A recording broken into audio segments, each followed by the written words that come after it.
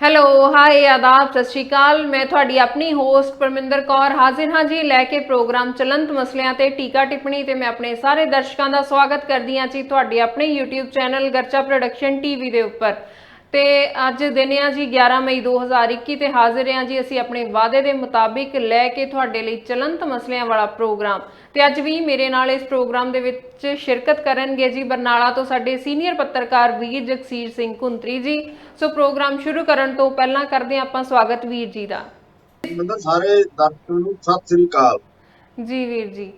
ਵੀਰ ਜੀ ਪ੍ਰੋਗਰਾਮ ਸ਼ੁਰੂ ਕਰਨ ਤੋਂ ਪਹਿਲਾਂ ਮੌਸਮ ਦੇ ਬਾਰੇ ਤੁਸੀਂ ਜ਼ਰੂਰ ਅਪਡੇਟ ਦਿਓ ਕਿ ਅੱਜ ਪੰਜਾਬ ਦੇ ਵਿੱਚ ਮੌਸਮ ਦੇ ਆਸਾਰ ਕਿਵੇਂ ਦੇ ਆ। ਬਿਲਕੁਲ ਮੌਸਮ ਹੈ ਜਿਹੜਾ ਫਿਲਹਾਲ ਮਤਲਬ ਇੱਕ ਤਰ੍ਹਾਂ ਦੇ ਨਾਲ ਪਹਿਲਾਂ ਕੁਝ ਜਗ੍ਹਾ ਤੇ ਬਾਰਿਸ਼ ਹੋਈ ਆ, ਪਰ ਅੱਜ ਕੁਝ ਪਾਸੇ ਬਾਰਿਸ਼ ਦੀ ਤਾਂ ਕੋਈ ਸੰਭਾਵਨਾ ਨਹੀਂ ਹੈ, ਪਰ ਬੱਦਲਬਾਈ ਆ ਜਿਹੜੀ ਬਣੀ ਹੋਈ ਹੈਗੀ। ਤੇ ਜੀ ਇਹਦੇ ਨਾਲ ਨਾਲ ਕਈ ਜਗ੍ਹਾ ਦੇ ਉੱਪਰ ਮਤਲਬ ਖਬਰਾਂ ਆ ਰਹੀਆਂ ਨੇਗੀਆਂ ਵੀ ਤੇਜ਼ ਹਵਾਵਾਂ ਨੇ ਜਿਹੜੀਆਂ ਉਹ ਵੀ ਚੱਲ ਰਹੀਆਂ ਨੇਗੀਆਂ। ਸੋ ਮੌਸਮ ਜਿਹੜਾ ਪੰਜਾਬ ਦੇ ਵਿੱਚ ਇੱਕ ਤਰ੍ਹਾਂ ਨਾਲ ਕਹਿ ਸਕਦੇ ਆ ਪਿਛਲੇ ਦਿਨਾਂ ਦੇ ਵਿੱਚ ਜਿਹੜੀ ਬਾਰਿਸ਼ ਹੋਈ ਆ ਉਹਦੇ ਨਾਲ ਗਰਮੀ ਆ ਜਿਹੜੀ ਅਜੇ ਕੋਈ ਉਸ ਤਰ੍ਹਾਂ ਦੀ ਸ਼ੁਰੂ ਨਹੀਂ ਹੋਈ ਹੈਗੀ ਜੀ ਜਿਸ ਤਰ੍ਹਾਂ ਦੀ ਗਰਮੀ ਇਹਨਾਂ ਦਿਨਾਂ ਦੇ ਵਿੱਚ ਸ਼ੁਰੂ ਹੋ ਜਾਂਦੀ ਹੈਗੀ।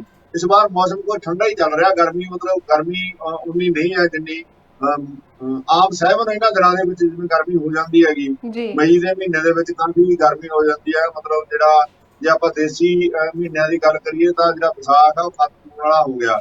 ਸੋ ਇਹਨਾਂ ਦਿਨਾਂ ਦੇ ਵਿੱਚ ਕਾਫੀ ਜ਼ਿਆਦਾ ਗਰਮੀ ਹੋ ਜਾਂਦੀ ਹੈ, ਪਰ ਫਿਲਹਾਲ ਜਿਹੜਾ ਮੌਸਮ ਆ ਉਹ ਕੁਝ ਠੰਡਾ ਚੱਲ ਰਿਹਾ, ਕੁਝ ਮਤਲਬ ਮੌਸਮ ਦੇ ਵਿੱਚ ਉਸ ਤਰ੍ਹਾਂ ਦੀ ਅਜੇ ਗਰਮਾਹਟ ਨਹੀਂ ਆਈ ਜਿਸ ਤਰ੍ਹਾਂ ਦੀਆਂ ਲੋਆਂ ਚੱਲਦੀਆਂ ਹੁੰਦੀਆਂ ਪਿਛਲੇ ਸਮੇਂ ਦੌਰਾਨ ਇਹਨਾਂ ਦਿਨਾਂ ਦੇ ਵਿੱਚ ਜੀ ਉਹ ਨਹੀਂ ਦੇਖਣ ਨੂੰ ਮਿਲੀਆਂ ਹਜੇ। ਜੀ ਵੀਰ ਜੀ। ਸੋ ਵੀਰ ਜੀ ਹੁਣ ਅਗਲੀ ਅਪਡੇਟ ਤੁਸੀਂ ਕਰੋਨਾ ਬਾਰੇ ਦਿਓ ਕਿ ਕੀ ਕੋਈ ਕੇਸਾਂ ਦੇ ਵਿੱਚ ਗਿਰਾਵਟ ਆਈ ਆ, ਜਿਹੜੀ ਇਸ ਬਿਮਾਰੀ ਦੀ ਚਪੇਟ ਦੇ ਵਿੱਚ ਆ ਰਹੇ ਆ ਲੋਕ ਉਹਨਾਂ ਦੀ ਗਿਣਤੀ ਦੇ ਵਿੱਚ ਕਮੀ ਹੋਈ ਆ ਜਾਂ ਵਾਧਾ ਹੋਇਆ ਆ।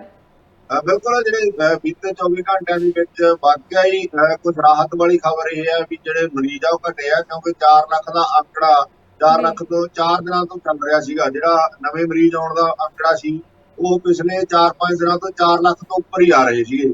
ਪਰ ਰਾਹਤ ਦੀ ਖਬਰ ਆ ਵੀ ਐਤਕੀ ਜਿਹੜਾ ਅੱਜ ਦੀ ਰਿਪੋਰਟ ਆਈ ਆ ਉਹਦੇ ਵਿੱਚ ਮਤਲਬ 4 ਲੱਖ ਤੋਂ ਘੱਟ ਕੇ ਅੰਕੜਾ 3,66,168 ਆਇਆ ਅੱਜ।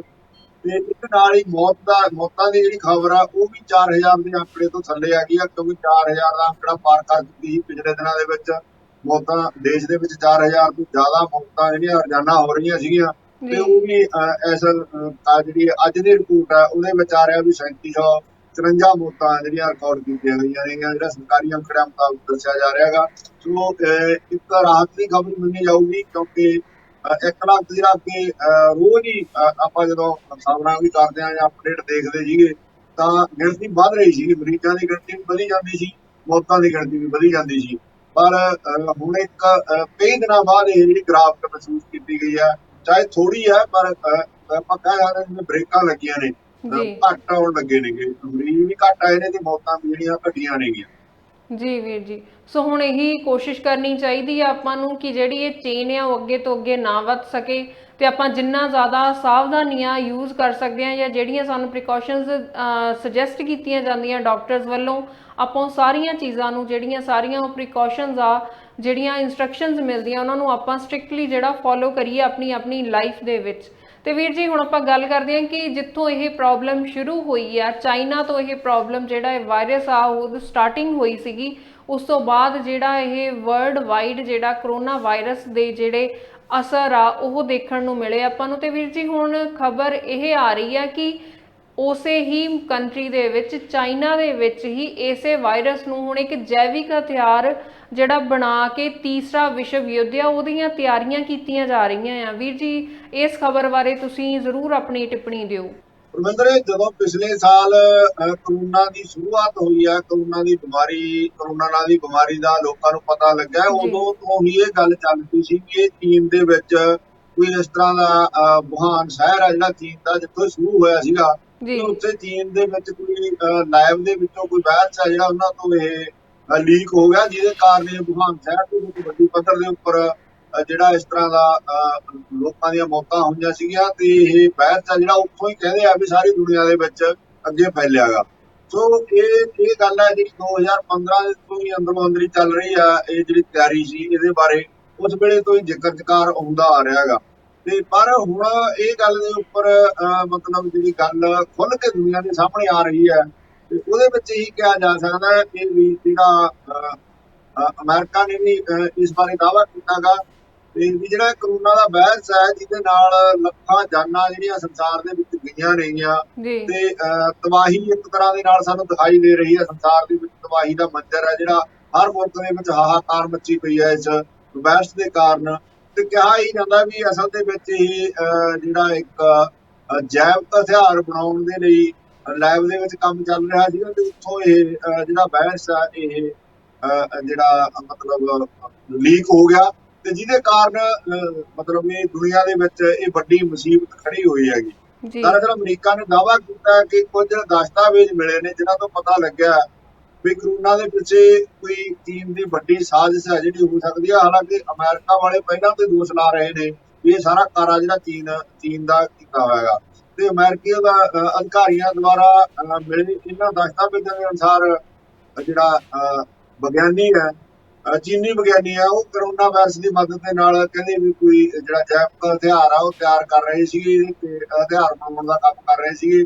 ਤੇ ਜਿੱਥੋਂ ਇਹ ਸੰਯੁਕਤ ਰਾਜ ਦੇ ਜਿਹੜੇ ਵਿਸ਼ੇਸ਼ ਵਿਦੇਸ਼ ਵਿਭਾਗ ਨੂੰ ਇਹ ਜਿਹੜੇ ਵਿਸ਼ੇਸ਼ ਦਸਤਾਵੇਜ਼ ਇਹ 6 ਸਾਲ ਪੁਰਾਣੇ ਭਾਵ ਜੇ ਆਪਾਂ ਕਹਿ ਸਕਦੇ 215 ਦੀ ਗੱਲ ਆ, ਇਹ ਪਿਛਲੇ ਸਾਲ ਦੀ। ਹਾਲਾਂਕਿ ਵੀ 2015 ਤੋਂ ਇਹ ਜਿਹੜੀ ਕਹਾਣੀ ਹੈ ਚੱਲ ਰਹੀ ਸੀਗੀ, 2015 ਤੋਂ ਇਹ ਸੀ, ਮਤਲਬ 6 ਸਾਲ ਪਹਿਲਾਂ ਤੋਂ ਉਹਨਾਂ ਦਾ ਇਹ ਕੰਮ ਆ ਜਿਹੜਾ ਉੱਥੇ ਸ਼ੁਰੂ ਕੀਤਾ ਹੋਇਆ ਸੀਗਾ ਜਿਹੜਾ ਜੈਵਿਕ ਹਥਿਆਰ ਬਣਾਉਣ ਦਾ। ਹੁਣ ਸਮਝ ਨਹੀਂ ਆ ਰਹੀ, ਮਤਲਬ ਇਹ ਦੁਨੀਆ ਦੀ ਸਰਦਾਰੀ ਹੈ ਜਿਹੜੀ ਉਹਨੂੰ ਜਿੱਤਣ ਦੇ ਲਈ ਨਾ ਪਹਿਲਾਂ ਤੋਂ ਚੱਲਦਾ ਰਿਹਾ। ਕਦੇ ਗੱਲ ਆਉਂਦੀ ਹੁੰਦੀ ਵੀ ਜਿਹੜਾ ਸਿਕੰਦਰ ਹੈ ਉਹ ਪੂਰੀ ਦੁਨੀਆ ਜਿੱਤਣੀ ਚਾਹੁੰਦਾ ਸੀ। ਬਹੁਤ ਮਤਲਬ ਇਸ ਤਰ੍ਹਾਂ ਦੇ ਸਾਡੇ ਦੁਨੀਆ ਦੇ ਵਿੱਚ ਆਗੂ ਹੋਏ ਨੇ, ਬਹੁਤ ਸਾਰੇ ਮੁਲਕਾਂ ਦੇ ਸ਼ਹਿਨਸ਼ਾਹ ਹੋਏ ਨੇ ਜਿਹੜੇ ਦੁਨੀਆ ਦੇ ਉੱਪਰ ਰਾਜ ਕਰਨਾ ਚਾਹੁੰਦੇ ਸੀ, ਇਸ ਪੂਰੀ ਦੁਨੀਆ ਦੇ ਉੱਪਰ। ਉਹਨਾਂ ਨੇ ਬੜਾ ਕੁਝ ਕੀਤਾ। ਹੁਣ ਸਾਡੇ ਸਾਹਮਣੇ ਪਿਛਲਾ ਜਿਹੜੀ ਦੂਸਰੀ ਸੰਸਾਰ ਜੰਗ ਹੈ ਉਹਦੀ ਗੱਲ ਕਰਦੇ ਹਾਂ ਤਾਂ ਮਤਲਬ ਜਾਪਾਨ ਦੇ ਵਿੱਚ ਹੀਰੋਸ਼ੀਮਾ ਤੇ ਨਾਗਾਸਾਕੀ ਦੇ ਉੱਪਰ ਜਿਹੜੇ 2 ਐਟਮ ਸਿੱਟੇ ਗਏ ਉਹ ਵੱਡਾ ਤਬਾਹੀ ਦਾ ਕਾਰਨ ਸੀ। ਪਰ ਗੱਲ ਹੁਣ ਐਟਮ ਤੋਂ ਵੱਧ ਕੇ ਜੈਵਿਕ ਹਥਿਆਰਾਂ ਤੱਕ ਚਲੀ ਗਈ ਆ। ਕਦੇ ਐਟਮ ਦੀ ਗੱਲ ਚੱਲਦੀ ਸੀ, ਐਟਮ ਸ਼ਕਤੀਆਂ ਕੱਲਾ ਹੁਣ ਕਦੇ ਅਮਰੀਕਾ ਸੀਗਾ, ਹੁਣ ਬਹੁਤ ਸਾਰੀ ਦੁਨੀਆ ਦੇ ਬਹੁਤ ਸਾਰੇ ਮੁਲਕ ਆ ਜਿਹੜੇ ਐਟਮ ਸ਼ਕਤੀ ਬਣੇ ਹੋਏ ਨੇ ਇਸ ਵੇਲੇ। ਪਰ ਐਟਮ ਸ਼ਕਤੀ ਤੋਂ ਅੱਗੇ ਵੱਧ ਕੇ ਮਤਲਬ ਹੁਣ ਜਿਹੜੀ ਲੜਾਈ ਆ ਉਹ ਇਸ ਤਰ੍ਹਾਂ ਦੀ ਸ਼ੁਰੂ ਕਰ ਦਿੱਤੀ ਹੈ। ਲੱਗਦਾ ਇਹੀ ਹੈ ਵੀ ਕਈ ਵਾਰ ਜਿਹੜੇ ਬਹੁਤ ਸਾਰੇ ਲੋਕ ਇਸ ਗੱਲ ਨੂੰ ਕਹਿ ਰਹੇ ਆ ਕਿ ਇਹ ਜਿਹੜਾ ਵਾਇਰਸ ਹੈ, ਵਾਇਰਸ ਨਹੀਂ ਹੈ, ਦੁਨੀਆ ਇਹ ਚੌਥੀ ਸੰਸਾਰ ਜੰਗ ਲੜ ਰਹੀ ਹੈ। ਇਹ ਚੌਥੀ ਸੰਸਾਰ ਜੰਗ ਇੱਕ ਤਰ੍ਹਾਂ ਦਾ ਸ਼ੁਰੂ ਹੋਈ ਵੀ ਹੈ ਜਿਹਦੇ ਵਿੱਚ ਪੂਰੇ ਮੁਲਕ ਆ ਜਿਹੜੇ ਆਪੋ ਆਪਣੇ ਢੰਗ ਨਾਲ ਉਹ ਇਸ ਲੜਾਈ ਨੂੰ ਫੇਸ ਕਰ ਰਹੇ ਆ। ਇਸ ਤਰ੍ਹਾਂ ਦੀਆਂ ਗੱਲਾਂ ਵੀ ਉੱਪਰ ਕੇ ਸਾਹਮਣੇ ਆ ਰਹੀਆਂ ਨੇ। ਜੀ ਵੀਰ ਜੀ, ਤੇ ਵੀਰ ਜੀ ਹੁਣ ਆਪਾਂ ਖਬਰ ਅਗਲੀ ਜਿਹੜੀ ਆਪਣੇ ਕੋਲ ਆ ਰਹੀ ਹੈ ਕਿ ਗੰਗਾ ਨਦੀ ਦੇ ਵਿੱਚ ਜਿਹੜੀਆਂ ਆ ਕੁਝ ਲਾਸ਼ਾਂ ਮਿਲੀਆਂ ਆ, ਤੇ ਖਦਸ਼ਾ ਇਹ ਜ਼ਾਹਿਰ ਕੀਤਾ ਜਾ ਰਿਹਾ ਆ ਕਿ ਉਹ ਲਾਸ਼ਾਂ ਹੋ ਸਕਦਾ ਆ, ਸੰਭਾਵਨਾ ਹੈ ਕਿ ਉਹ ਲਾਸ਼ਾਂ ਸ਼ਾਇਦ ਕਰੋਨਾ ਪੀੜਤਾਂ ਦੀਆਂ ਹੋ ਸਕਦੀਆਂ ਆ। ਤੇ ਉਹ ਪੂਰਾ ਮਸਲਾ ਕੀ ਆ, ਤੁਸੀਂ ਸਾਡੇ ਦਰਸ਼ਕਾਂ ਨੂੰ ਜ਼ਰੂਰ ਜਾਣਕਾਰੀ ਦਿਓ। ਪ੍ਰਵਿੰਦਰ, ਬੜੀ ਸੰਵੇਦਨਸ਼ੀਲਤਾ ਖਤਮ ਹੋਣ ਵਾਲੀ ਗੱਲ ਹੈ ਇਹ ਵੀ ਲਾਸ਼ਾਂ ਇਸ ਤਰ੍ਹਾਂ ਅੱਧ ਸੜੀਆਂ ਲਾਸ਼ਾਂ ਜਿਹੜੀਆਂ ਉਹ ਗੰਗਾ ਦੇ ਵਿੱਚੋਂ ਮਿਲੀਆਂ ਨੇਗੀਆਂ। ਇਹ ਪਟਨਾ ਦੇ ਨੇੜੇ ਬਿਹਾਰ ਦੇ ਵਿੱਚ ਇੱਕ ਜਗ੍ਹਾ ਹੈਗੀ, ਉੱਥੋਂ ਬਕਸਰ ਜ਼ਿਲ੍ਹੇ ਦੇ ਵਿੱਚੋਂ ਲੰਘਦੀ ਆ ਗੰਗਾ ਨਦੀ, ਉੱਥੇ ਇਹ ਲਾਸ਼ਾਂ ਜਿਹੜੀਆਂ ਮਿਲੀਆਂ ਨੇਗੀਆਂ। ਇਹ ਕਿਹਾ ਜਾਂਦਾ ਵੀ ਇਹ 15 ਲਾਸ਼ਾਂ ਜਿਹੜੀਆਂ ਉੱਥੇ ਬਰਾਮਦ ਹੋਈਆਂ ਇਸ ਤਰ੍ਹਾਂ ਜਿਹੜੀਆਂ ਅੱਧ ਜਲੀਆਂ ਸੀਗੀਆਂ ਪੂਰੀ ਤਰ੍ਹਾਂ, ਉਹਨਾਂ ਦਾ ਸੰਸਕਾਰ ਵੀ ਨਹੀਂ ਕੀਤਾ ਗਿਆ ਤੇ ਉਹ ਗੰਗਾ ਦੇ ਵਿੱਚ ਰੂੜ ਦਿੱਤੀਆਂ ਗਈਆਂ ਨੇਗੀਆਂ। ਮਤਲਬ ਕਿੰਨਾ ਸੰਵੇਦਨਸ਼ੀਲ ਹੋ ਗਿਆ, ਮਤਲਬ ਇਸ ਤਰ੍ਹਾਂ ਦਾ ਆਪਾਂ ਕਹਿ ਸਕਦੇ ਹਾਂ ਇਨਸਾਨ ਵੀ ਉਹ ਆਪਣੇ ਉਹਨਾਂ ਪਰਿਜਨਾਂ ਦਾ ਜਿਹੜੇ ਮਤਲਬ ਪਰਿਵਾਰ ਦੇ ਵਿੱਚ ਸਾਰੀ ਉਮਰ ਜਿਹੜੇ ਬੰਦਿਆਂ ਨੇ ਪਾਲਣ ਪੋਸ਼ਣ ਕੀਤਾ, ਪਰਿਵਾਰ ਨੂੰ ਪਾਲਿਆ ਗਾ, ਉਹਨਾਂ ਨੂੰ ਪਰਵਰਿਸ਼ ਕੀਤੀ ਆ, ਉਹਨਾਂ ਨੂੰ ਮਕਾਨ ਬਣਾ ਕੇ ਦਿੱਤੇ ਆ, ਪਰ ਉਹਨਾਂ ਦਾ ਅੰਤਮ ਸੰਸਕਾਰ ਕਰਨ ਦੀ ਬਜਾਏ ਵੀ ਲੋਕਾਂ ਨੂੰ ਇਸ ਤਰ੍ਹਾਂ ਰੁੜਿਆ ਜਾ ਰਿਹਾ ਹੈਗਾ ਨਦੀਆਂ ਦੇ ਵਿੱਚ। ਤੋਂ ਬੜੀ ਮੰਦਭਾਗੀ ਖਬਰ ਹੈ ਇਹ, ਜਿਸ ਤਰ੍ਹਾਂ ਦੀ ਖਬਰ ਆ ਰਹੀ ਹੈ। ਪਰ ਇਹਦੇ ਨਾਲ ਨਾਲ ਮੀਡੀਆ ਦਾ ਵੀ ਇੱਕ ਇਸ ਤਰ੍ਹਾਂ ਦਾ ਪੱਖ ਰਿਹਾ। ਮੀਡੀਆ ਨੇ ਜਦੋਂ ਕਿਤੇ ਗੱਲ ਚੱਲੀ ਹੈ, ਭਾਰਤ ਦੇ ਮੀਡੀਆ ਨੇ, ਤਾਂ ਕਰੋਨਾ ਦੀ ਪਿਛਲੀ ਲਹਿਰ ਦੇ ਸਮੇਂ ਤੁਹਾਡੇ ਯਾਦ ਹੋਊਗਾ ਵੀ ਉਸ ਸਮੇਂ ਜਿਹੜਾ ਤਬਲੀਗੀ ਮੁਸਲਮਾਨ ਭਾਈਚਾਰਾ ਸੀ ਉਹਨਾਂ ਨੂੰ ਕਿੰਨਾ ਮਤਲਬ ਇੱਕ ਤਰ੍ਹਾਂ ਨਾਲ ਬਦਨਾਮ ਕੀਤਾ ਗਿਆ, ਕਿੰਨਾ ਠੱਠ ਕੀਤਾ ਗਿਆ ਵੀ ਇਹ ਜਿਹੜੀ ਸਾਰੀ ਬਿਮਾਰੀਆਂ ਤਬਲੀਗੀਆਂ ਨੇ ਪੈਦਾ ਕਰਤੀ ਆ। ਉਸ ਤੋਂ ਅੱਗੇ ਜਦੋਂ ਅਸੀਂ ਵੱਧਦੇ ਹਾਂ ਫਿਰ ਅੱਗੇ ਹਜ਼ੂਰ ਸਾਹਿਬ ਦੇ ਯਾਤਰੀਆਂ ਦੇ ਉੱਪਰ ਇਹ ਬੜਾ ਵੱਡਾ ਦੋਸ਼ ਲੱਗਦਾ ਰਿਹਾ, ਬੜਾ ਵੱਡਾ ਰੌਲਾ ਰੱਪਾ ਹਜ਼ੂਰ ਸਾਹਿਬ ਦੇ ਯਾਤਰੀਆਂ ਨੂੰ ਲੈ ਕੇ ਪਾਇਆ ਗਿਆ। ਇੱਥੋਂ ਤੱਕ ਕਿ ਅਨੰਦਪੁਰ ਸਾਹਿਬ ਦੇ ਹੋਲੇ ਮਹੱਲੇ ਨੂੰ ਲੈ ਕੇ ਵੀ ਇਸ ਤਰ੍ਹਾਂ ਦੀਆਂ ਚਰਚਾਵਾਂ ਮੀਡੀਆ ਦੇ ਵਿੱਚ ਹੋਈਆਂ ਵੀ ਇੱਥੋਂ ਇਹ ਜਿਹੜਾ ਇਕੱਠ ਲੋਕਾਂ ਨੇ ਕੀਤਾ ਇਹਦੇ ਵਿੱਚੋਂ ਫੈਲ ਰਿਹਾ ਗਾ। ਹੁਣ ਕਮਾਲ ਦੀ ਗੱਲ ਹੈ ਕਿ ਪਿਛਲਾ ਜਦੋਂ ਸੀ ਕਰੋਨਾ ਦੀ ਲਹਿਰ, ਉਦੋਂ ਇਹ ਡੋਨਲਡ ਟਰੰਪ ਦੇ ਲਈ ਕਰ ਰਹੇ ਆ, ਨਮਸਤੇ ਰੈਲੀਆਂ ਕਰ ਰਹੇ ਆ, ਉਹਨੂੰ ਸਵਾਗਤ ਕਰ ਰਹੇ ਆ, ਕਿੱਡਾ ਵੱਡਾ ਉਹ ਸਾਡੀ ਸਰਕਾਰ ਕਰਦੀ ਨਹੀਂ, ਉਹਦਾ ਕੋਈ ਜ਼ਿਕਰ ਨਹੀਂ ਹੋਇਆ। ਇਸ ਦੇ ਵਿੱਚ ਵੀ ਕਿੰਨੀਆਂ ਰਾਜਾਂ ਦੇ ਵਿੱਚ ਚੋਣਾਂ ਕਰਾ ਲਈਆਂ, ਕਿੰਨੀਆਂ ਰੈਲੀਆਂ ਕੀਤੀਆਂ ਨੇ, ਇੱਥੋਂ ਤੱਕ ਕਿ ਕੁੰਭ ਦੇ ਮੇਲੇ ਦੇ ਉੱਪਰ ਨਹਾਉਣਾ ਜਿਹੜਾ ਹੁਣ ਪਿਛਲੇ ਦਿਨਾਂ ਦੇ ਵਿੱਚ ਕੀਤਾ ਗਿਆ, ਜਿੱਥੇ ਹਜ਼ਾਰਾਂ ਲੋਕ ਗਏ ਨੇ ਉਸੇ ਗੰਗਾ ਦੇ ਵਿੱਚ, ਜਿਸ ਗੰਗਾ ਦੇ ਵਿੱਚੋਂ ਇਹ ਮਤਲਬ ਲਾਸ਼ਾਂ ਮਿਲ ਰਹੀਆਂ ਨੇ। ਇਹ ਚਾਹੇ ਬਿਹਾਰ ਦੀ ਗੱਲ ਹੈ, ਕਿਉਂਕਿ ਗੰਗਾ ਬਹੁਤ ਦੇਸ਼ ਦੇ ਵਿੱਚ ਬਹੁਤ ਦੂਰ ਤੱਕ ਵਗਦੀ ਹੈ। ਗੰਗਾ ਦੀ ਜੇ ਗੱਲ ਕਰਦੇ ਆ ਤਾਂ ਇਹ ਬੰਗਾਲ ਤੱਕ ਚਲੀ ਜਾਂਦੀ ਹੈ, ਬੰਗਾਲ ਦੇ ਵਿੱਚ ਜਾਂਦੀ ਹੈ, ਬੰਗਾਲ ਕਲਕੱਤੇ ਤੱਕ ਪਹੁੰਚਦੀ ਹੈ ਗੰਗਾ। ਜੋ ਇਹ ਇਹਨਾਂ ਰਾਜਾਂ ਦੇ ਕਿੰਨੇ ਰਾਜਾਂ ਦੇ ਵਿੱਚ ਦੀ ਗੁਜ਼ਰਦੀ ਹੈ। ਸੋ ਗੰਗਾ ਦੇ ਵਿੱਚ ਜਿੱਥੇ ਹਰਿਦੁਆਰ ਦੇ ਵਿੱਚ ਨਹਾਉਣ ਹੁੰਦਾ, ਕਿੰਨੇ ਲੋਕ ਉੱਥੇ ਹੋ ਸਕਦਾ ਵੀ ਉਹ ਕਰੋਨਾ ਪੀੜ ਬਣਾ ਕੇ ਗਏ ਹੋਣ ਪਾਣੀ ਦੇ ਵਿੱਚ, ਕੀ ਪਤਾ ਹੁਣ ਉੱਥੇ ਇਸ ਤਰ੍ਹਾਂ ਦੀਆਂ ਲਾਸ਼ਾਂ ਜਿਹੜੀਆਂ ਇਹ ਵੀ ਗੰਗਾ ਦੇ ਵਿੱਚ ਰੁੜੀਆਂ ਜਾਂਦੀਆਂ। ਜਿਵੇਂ ਕਿ ਉਹ ਪਿਛਲੇ ਸਮੇਂ ਦੌਰਾਨ ਇੱਕ ਫਿਲਮ ਬਣੀ ਸੀ ਵੀ ਰਾਮ ਤੇਰੀ ਗੰਗਾ ਮੈਲੀ ਹੋਊਗੀ, ਉਹਦਾ ਗੰਗਾ ਵੀ ਨਹੀਂ ਇਹਨਾਂ ਨੇ ਸਾਡੀ ਗੰਗਾ ਵੀ ਮੈਲੀ ਕਰਤੀ ਹੈਗੀ। ਤੇ ਔਰ ਗੰਗਾ ਦੇ ਨਾਂ ਦੇ ਉੱਪਰ ਸਾਡੇ ਪ੍ਰਧਾਨ ਮੰਤਰੀ ਇਹ ਕਹਿੰਦੇ ਸੀਗੇ ਮੇਰੇ ਕੋਲ ਗੰਗਾ ਮਈਆ ਨੇ ਬੁਲਾਇਆ ਹੈ। ਸੋ ਉਹ ਗੰਗਾ ਦੀ ਗੱਲ ਕਰ ਰਹੇ ਆ ਆਪਾਂ, ਮਤਲਬ ਜਿਹੜੀ ਗੰਗਾ ਦੇ ਉੱਪਰ ਗੰਗਾ ਮਾਤਾ ਦੇ ਨਾਂ ਨਾਲ ਜਾਣਿਆ ਜਾਂਦਾ, ਜਿਹੜੀ ਨਦੀ ਨੂੰ ਲੈ ਕੇ ਬੀਜੇਪੀ ਸਾਡੀ ਸਰਕਾਰ ਲੋਕਾਂ ਦੇ ਵਿੱਚ ਜਾਈ ਇਸ਼ੂ ਬਣਾਇਆ, ਉਹਨਾਂ ਨੇ ਮੁੱਦਾ ਬਣਾਇਆ, ਲੋਕਾਂ ਨੂੰ ਇਮੋਸ਼ਨਲ ਤੌਰ ਤੇ ਹਿੰਦੂ ਭਾਈਚਾਰੇ ਨੂੰ ਗੰਗਾ ਮਾਤਾ ਦੇ ਨਾਂ ਦੇ ਉੱਪਰ ਇਮੋਸ਼ਨਲ ਕਰਕੇ ਵੋਟਾਂ ਬਟੋਰੀਆਂ ਰਹੀਆਂ। ਉਸ ਗੰਗਾ ਦਾ ਇਹ ਹਾਲ ਹੈ ਕਿ ਉਸ ਗੰਗਾ ਦੇ ਵਿੱਚ ਦੀ ਪਵਿੱਤਰਤਾ ਨੂੰ ਵੀ ਕਾਇਮ ਨਹੀਂ ਰੱਖ ਸਕੇ ਸੀ। ਉਹ ਕਰੋਨਾ ਦੇ ਕਾਲ ਦੇ ਦੌਰਾਨ ਵੀ ਉਹਦੇ ਵਿੱਚ ਜਿਹੜਾ ਮਤਲਬ ਇੱਕ ਤਰ੍ਹਾਂ ਦੇ ਨਾਲ ਕਦੇ ਕੁੰਭ ਦੇ ਮੇਲੇ ਤੇ ਇਸ਼ਨਾਨ ਕੀਤਾ ਜਾਂਦਾ, ਲਾਸ਼ਾਂ ਜਿਹੜੀਆਂ ਉਹ ਰੁੜੀਆਂ ਜਾ ਰਹੀਆਂ ਨੇਗੀਆਂ। ਸੋ ਇਹ ਹਾਲਾਂਕਿ ਜੇ ਆਪਾਂ ਬਿਹਾਰ ਦੀ ਗੱਲ ਕਰਦੇ ਹਾਂ ਤਾਂ ਬਿਹਾਰ ਦੇ ਵਿੱਚ ਵੀ ਜਿਹੜੀ ਸਰਕਾਰ ਆ ਉਹ ਬੀਜੇਪੀ ਦੀ ਮਦਦ ਦੇ ਨਾਲ, ਤੇ ਯੂਪੀ ਦੇ ਵਿੱਚ ਤਾਂ ਸਿੱਧੀ ਬੀਜੇਪੀ ਦੀ ਸਰਕਾਰ ਬਣੀ ਹੋਈ ਹੈ ਜਿਹੜੀ ਕਿ ਸੈਂਟਰ ਦੇ ਵਿੱਚ ਵੀ ਹੈ। ਸੋ ਇਹ ਬਹੁਤ ਮਤਲਬ ਲੋਕਾਂ ਨੂੰ ਕੁਝ ਦਿਖਾਇਆ ਜਾ ਰਿਹਾ, ਜਿਹੜਾ ਗਰਾਊਂਡ ਲੈਵਲ ਤੇ ਸਥਿਤੀ ਕੁਝ ਹੋਰ ਹੈ। ਜੀ ਵੀਰ ਜੀ, ਜਦੋਂ ਆਪਾਂ ਇਦਾਂ ਦੀਆਂ ਖਬਰਾਂ ਸੁਣਦੇ ਆ ਤਾਂ ਬਹੁਤ ਜ਼ਿਆਦਾ ਜਿਹੜਾ ਦਿਲ ਨੂੰ ਦੁੱਖ ਲੱਗਦਾ ਆ। ਇਹ ਲੱਗਦਾ ਆ ਕਿ ਹਰੇਕ ਬੰਦੇ ਨੂੰ ਜਿਹੜਾ ਆ ਸਿਰਫ ਪੈਸੇ ਨਾਲ ਜਾਂ ਆਪਣੇ ਪਰਸਨਲ ਫਾਇਦੇ ਨਾਲ ਹੀ ਸੀਮਿਤ ਰਹਿ ਗਿਆ ਦਾਇਰਾ ਹਰੇਕ ਪਰਸਨ ਦਾ। ਉਹਨਾਂ ਨੂੰ ਜਿਹੜੀ ਇਨਸਾਨ ਦੀ ਜਾਂ ਇਨਸਾਨੀਅਤ ਦੀ ਜਾਂ ਇਨਸਾਨਾਂ ਦੇ ਹੋਣ ਵਾਲੇ ਨੁਕਸਾਨ ਦੇ ਬਾਰੇ ਕੋਈ ਵੀ ਜਿਹੜੀ ਆ ਉਹ ਫਿਕਰ ਨਹੀਂ ਆ। ਉੱਥੇ ਵੀਰ ਜੀ ਹੋਰ ਇੱਕ ਖਬਰ ਆ ਰਹੀ ਆ, ਦਿਲ ਦਹਿਲਾਉਣ ਵਾਲੀਆਂ ਖਬਰਾਂ ਅੱਜ ਕੱਲ੍ਹ ਆਪਾਂ ਨੂੰ ਸੁਣਨ ਨੂੰ ਜਾਂ ਦੇਖਣ ਨੂੰ ਮਿਲ ਰਹੀਆਂ ਆ। ਜਿਹੜੀ ਮੈਂ ਹੁਣ ਖਬਰ ਦੀ ਗੱਲ ਕਰ ਰਹੀ ਹਾਂ ਉਹ ਵੀ ਬਹੁਤ ਵੱਡੀ ਇੱਕ ਚਿੰਤਾ ਦਾ ਵਿਸ਼ਾ ਆ ਆਪਣੇ ਲਈ। ਵੀਰ ਜੀ ਉਹ ਖਬਰ ਇਹ ਆ ਕਿ ਹੁਣ ਸੁਣਨ ਦੇ ਵਿੱਚ ਇਹ ਆ ਰਿਹਾ ਕਿ ਜਿਹੜੇ ਲੋਕ ਇਸ ਕਰੋਨਾ ਨਾਮ ਦੀ ਮਹਾਮਾਰੀ ਨੂੰ ਹਰਾ ਕੇ ਆਪਣੀ ਜ਼ਿੰਦਗੀ ਦੀ ਜਿਹੜੀ ਲੜਾਈ ਆ ਜੇ ਉਹ ਜਿੱਤ ਵੀ ਜਾਂਦੇ ਆ ਤਾਂ ਉਹ ਠੀਕ ਹੋਣ ਵਾਲੇ ਲੋਕਾਂ ਨੂੰ ਹੁਣ ਇੱਕ ਹੋਰ ਨਵਾਂ ਖਤਰਾ ਪੈਦਾ ਹੋ ਰਿਹਾ ਆ, ਤੇ ਉਹ ਖਤਰਾ ਆ ਜੀ ਬਲੈਕ ਫੰਗਸ ਦਾ। ਜੀ ਮੈਂ ਬਿਲਕੁਲ ਸਹੀ ਕਿਹਾ, ਕਿਉਂਕਿ ਇਹ ਵੀ ਕਰੋਨਾ ਵਾਂਗ ਹੀ ਖਤਰਨਾਕ ਇੱਕ ਰੋਗ ਆ ਜਿਹਦੇ ਨਾਲ ਕਿ ਅੱਖਾਂ ਦੀ ਰੋਸ਼ਨੀ ਦੇ ਉੱਪਰ ਅਸਰ ਪੈਂਦਾ ਆ। ਤੇ ਵੀਰ ਜੀ ਤੁਸੀਂ ਹੁਣ ਡਿਟੇਲ ਦੇ ਵਿੱਚ ਇਸ ਖਬਰ ਦੇ ਬਾਰੇ ਸਾਡੇ ਦਰਸ਼ਕਾਂ ਨੂੰ ਜਾਣੂ ਕਰਵਾਓ। ਬਿਲਕੁਲ, ਇਹ ਇੱਕ ਹੋਰ ਜਿਹੜੀ ਖਬਰ ਆਈ ਹੈ, ਕਿਉਂਕਿ ਇਹਦੇ ਵਿੱਚ ਨਾ ਪਰਮਿੰਦਰ ਇਹ ਆ ਰਿਹਾ ਵੀ ਜਦੋਂ ਕਰੋਨਾ ਦਾ ਜਿਹੜਾ ਮਰੀਜ਼ ਹੋ ਜਾਂਦਾ, ਕਰੋਨਾ ਦੇ ਮਰੀਜ਼ ਨੂੰ ਜਿਹੜੀ ਦਵਾਈ ਦਿੱਤੀ ਜਾਂਦੀ ਆ ਉਹ ਕਾਫੀ ਸਟਰੋਂਗ ਦਵਾਈ ਦਿੱਤੀ ਜਾਂਦੀ ਆ। ਇਹ ਵੀ ਵੱਡੀ ਇੱਕ ਗੱਲ ਆ ਰਹੀ ਆ। ਪਿਛਲੇ ਦਿਨਾਂ ਦੇ ਵਿੱਚ ਸਾਡੇ ਹੀ ਇੱਕ ਜਾਣਕਾਰ ਦੀ ਮਾਤਾ ਦਾ ਦੇਹਾਂਤ ਹੋਇਆ, ਸਾਡਾ ਪੱਤਰਕਾਰ ਸਾਥੀ ਸੀਗਾ, ਤੇ ਉਹਨਾਂ ਨੇ ਦੱਸਿਆ ਵੀ ਉਹਦੇ ਮਤਲਬ ਜਿਹੜਾ ਉਹਨਾਂ ਦੀ ਮਾਤਾ ਨੂੰ ਜਿਹੜੀ ਆਕਸੀਜਨ ਦਾ ਲੈਵਲ ਆ ਉਹ ਸਹੀ ਹੋ ਗਿਆ ਸੀਗਾ ਪੂਰੀ ਤਰ੍ਹਾਂ। ਮਤਲਬ ਉਹ ਕਰੋਨਾ ਦੀ ਜਿਹੜੀ ਬਿਮਾਰੀ ਸੀ ਉਹਦੇ ਵਿੱਚੋਂ ਬਾਹਰ ਆ ਗਏ ਸੀਗੇ। ਤੇ ਡਾਕਟਰ ਨੇ ਕਹਿੰਦਾ ਸੀਗਾ 12-13 ਦਿਨਾਂ ਬਾਅਦ ਉਹਨਾਂ ਨੂੰ ਕਿਸੇ ਪ੍ਰਾਈਵੇਟ ਹਸਪੀਟਲ ਦੇ ਵਿੱਚ ਬਠਿੰਡੇ ਸੀ, ਉਹਨਾਂ ਨੂੰ ਕਹਿੰਦਾ ਸੀ ਕਿ ਅੱਜ ਤੁਸੀਂ ਇਹਨੂੰ ਮਾਤਾ ਤੁਹਾਡੀ ਠੀਕ ਆ, ਜਿਹਨੂੰ ਅਸੀਂ ਛੁੱਟੀ ਦੇ ਦਿਆਂਗੇ ਸ਼ਾਮ ਤੱਕ। ਪਰ ਸਵੇਰੇ ਉਸ ਮਾਤਾ ਦਾ ਮਤਲਬ ਜਿਹੜਾ ਹਾਰਟ ਅਟੈਕ ਆਇਆ ਔਰ ਮੌਤ ਹੋ ਗਈ। ਸੋ ਇਹ ਕਿਹਾ ਜਾਂਦਾ ਕਿ ਦਵਾਈਆਂ ਨੇ ਜਿਹੜੀਆਂ ਇਸ ਤਰ੍ਹਾਂ ਦੀਆਂ ਨੇਗੀਆਂ ਜਿਹਦਾ ਸਾਈਡ ਇਫੈਕਟ ਹੋ ਰਿਹਾ, ਕਰੋਨਾ ਦਾ ਠੀਕ ਕਰ ਦਿੰਦੀਆਂ, ਹੋਰ ਜਿਹੜੀਆਂ ਬਿਮਾਰੀਆਂ ਨੇ ਉਹਨਾਂ ਨੂੰ ਜਨਮ ਦੇ ਦਿੰਦੀਆਂ, ਸਰੀਰ ਦੇ ਵਿੱਚ ਹੋਰ ਬਿਮਾਰੀਆਂ ਪੈਦਾ ਹੋ ਜਾਂਦੀਆਂ। ਇਸ ਤਰ੍ਹਾਂ ਦਾ ਹਾਦਸਾ ਜਿਹੜਾ ਇਹ ਬਣਿਆ ਹੋਇਆ ਹੈਗਾ, ਤੇ ਇਹ ਵੀ ਉਹਦੇ ਵਿੱਚੋਂ ਹੀ ਨਿਕਲ ਕੇ ਆ ਰਿਹਾ ਵੀ ਜਿਵੇਂ ਜਿਵੇਂ ਨਵੇਂ ਮਾਮਲਿਆਂ ਦੀ ਗਿਣਤੀ ਵੱਧਦੀ ਹੋਵੇ, ਜਿਵੇਂ ਜਿਹੜਾ ਕਰੋਨਾ ਹੈਗਾ ਉਹ ਹੋਰ ਘਾਤਕ ਹੁੰਦਾ ਜਾ ਰਿਹਾ ਹੈਗਾ। ਤੇ ਖਬਰ ਇਹ ਆਈ ਆ ਵੀ ਜਿਹੜਾ ਇਹ ਕਰੋਨਾ ਨਾਲ ਠੀਕ ਹੋਣ ਵਾਲੇ ਮਰੀਜ਼ ਆ ਉਹਨਾਂ ਨੂੰ ਜਿਹੜਾ ਇਹ ਫੰਗਸ ਇਨਫੈਕਸ਼ਨ ਹੈਗਾ, ਜਿਹਨੂੰ ਮਾਈਕੋਸਿਸ ਕਿਹਾ ਜਾਂਦਾ ਹੈਗਾ, ਇਹ ਬਿਮਾਰੀ ਆ ਜਿਹੜੀ ਇਹਦਾ ਖਤਰਾ ਵੱਧਦਾ ਜਾ ਰਿਹਾ ਹੈਗਾ। ਇਹ ਬਲੈਕ ਫੰਗਸ ਦਾ ਨਾਮ ਵੀ ਦਿੱਤਾ ਗਿਆ। ਮਹਾਰਾਸ਼ਟਰ ਤੇ ਗੁਜਰਾਤ ਦੇ ਵਿੱਚ ਇਹਦੇ ਕਰੀਬ 200 ਮਾਮਲੇ ਇਸ ਤਰ੍ਹਾਂ ਦੇ ਬਿਮਾਰੀ ਦੇ ਮਿਲੇ ਆ ਜਿਹਦੇ ਵਿੱਚ ਇਹ ਇਸ ਤਰ੍ਹਾਂ ਦਾ ਆ। ਤੇ ਇਹਦੇ ਵਿੱਚ ਇਹਦੇ ਨਾਲ ਕਿਹਾ ਵੀ ਇਹਦੇ ਵਿੱਚ 8 ਲੋਕਾਂ ਦੀ ਮੌਤ ਵੀ ਹੋ ਚੁੱਕੀ ਆ। ਜਿੱਥੇ ਅੱਖਾਂ ਦੀ ਰੋਸ਼ਨੀ ਜਾਣ ਦਾ ਖਤਰਾ ਨਾ ਬਹੁਤ ਆ, ਮਰੀਜ਼ਾਂ ਦੀ ਅੱਖਾਂ ਦੀ ਰੋਸ਼ਨੀ ਨੂੰ ਫਰਕ ਪਿਆ, ਉੱਥੇ ਮੌਤਾਂ ਵੀ ਹੋਈਆਂ ਨੇਗੀਆਂ। ਸੋ ਇਹ ਬੜੀ ਹੈਰਾਨੀ ਦੀ ਗੱਲ ਆ ਵੀ ਇਸ ਇਨਫੈਕਸ਼ਨ ਦੇ ਨਾਲ 8 ਲੋਕਾਂ ਦੀਆਂ ਅੱਖਾਂ ਦੀ ਰੋਸ਼ਨੀ ਵੀ ਜਾ ਚੁੱਕੀ ਆ ਤੇ ਕੁਝ ਜਾਨਾਂ ਜਾਣ ਦਾ ਵੀ ਜਿਹੜਾ ਸਮਾਚਾਰ ਆ।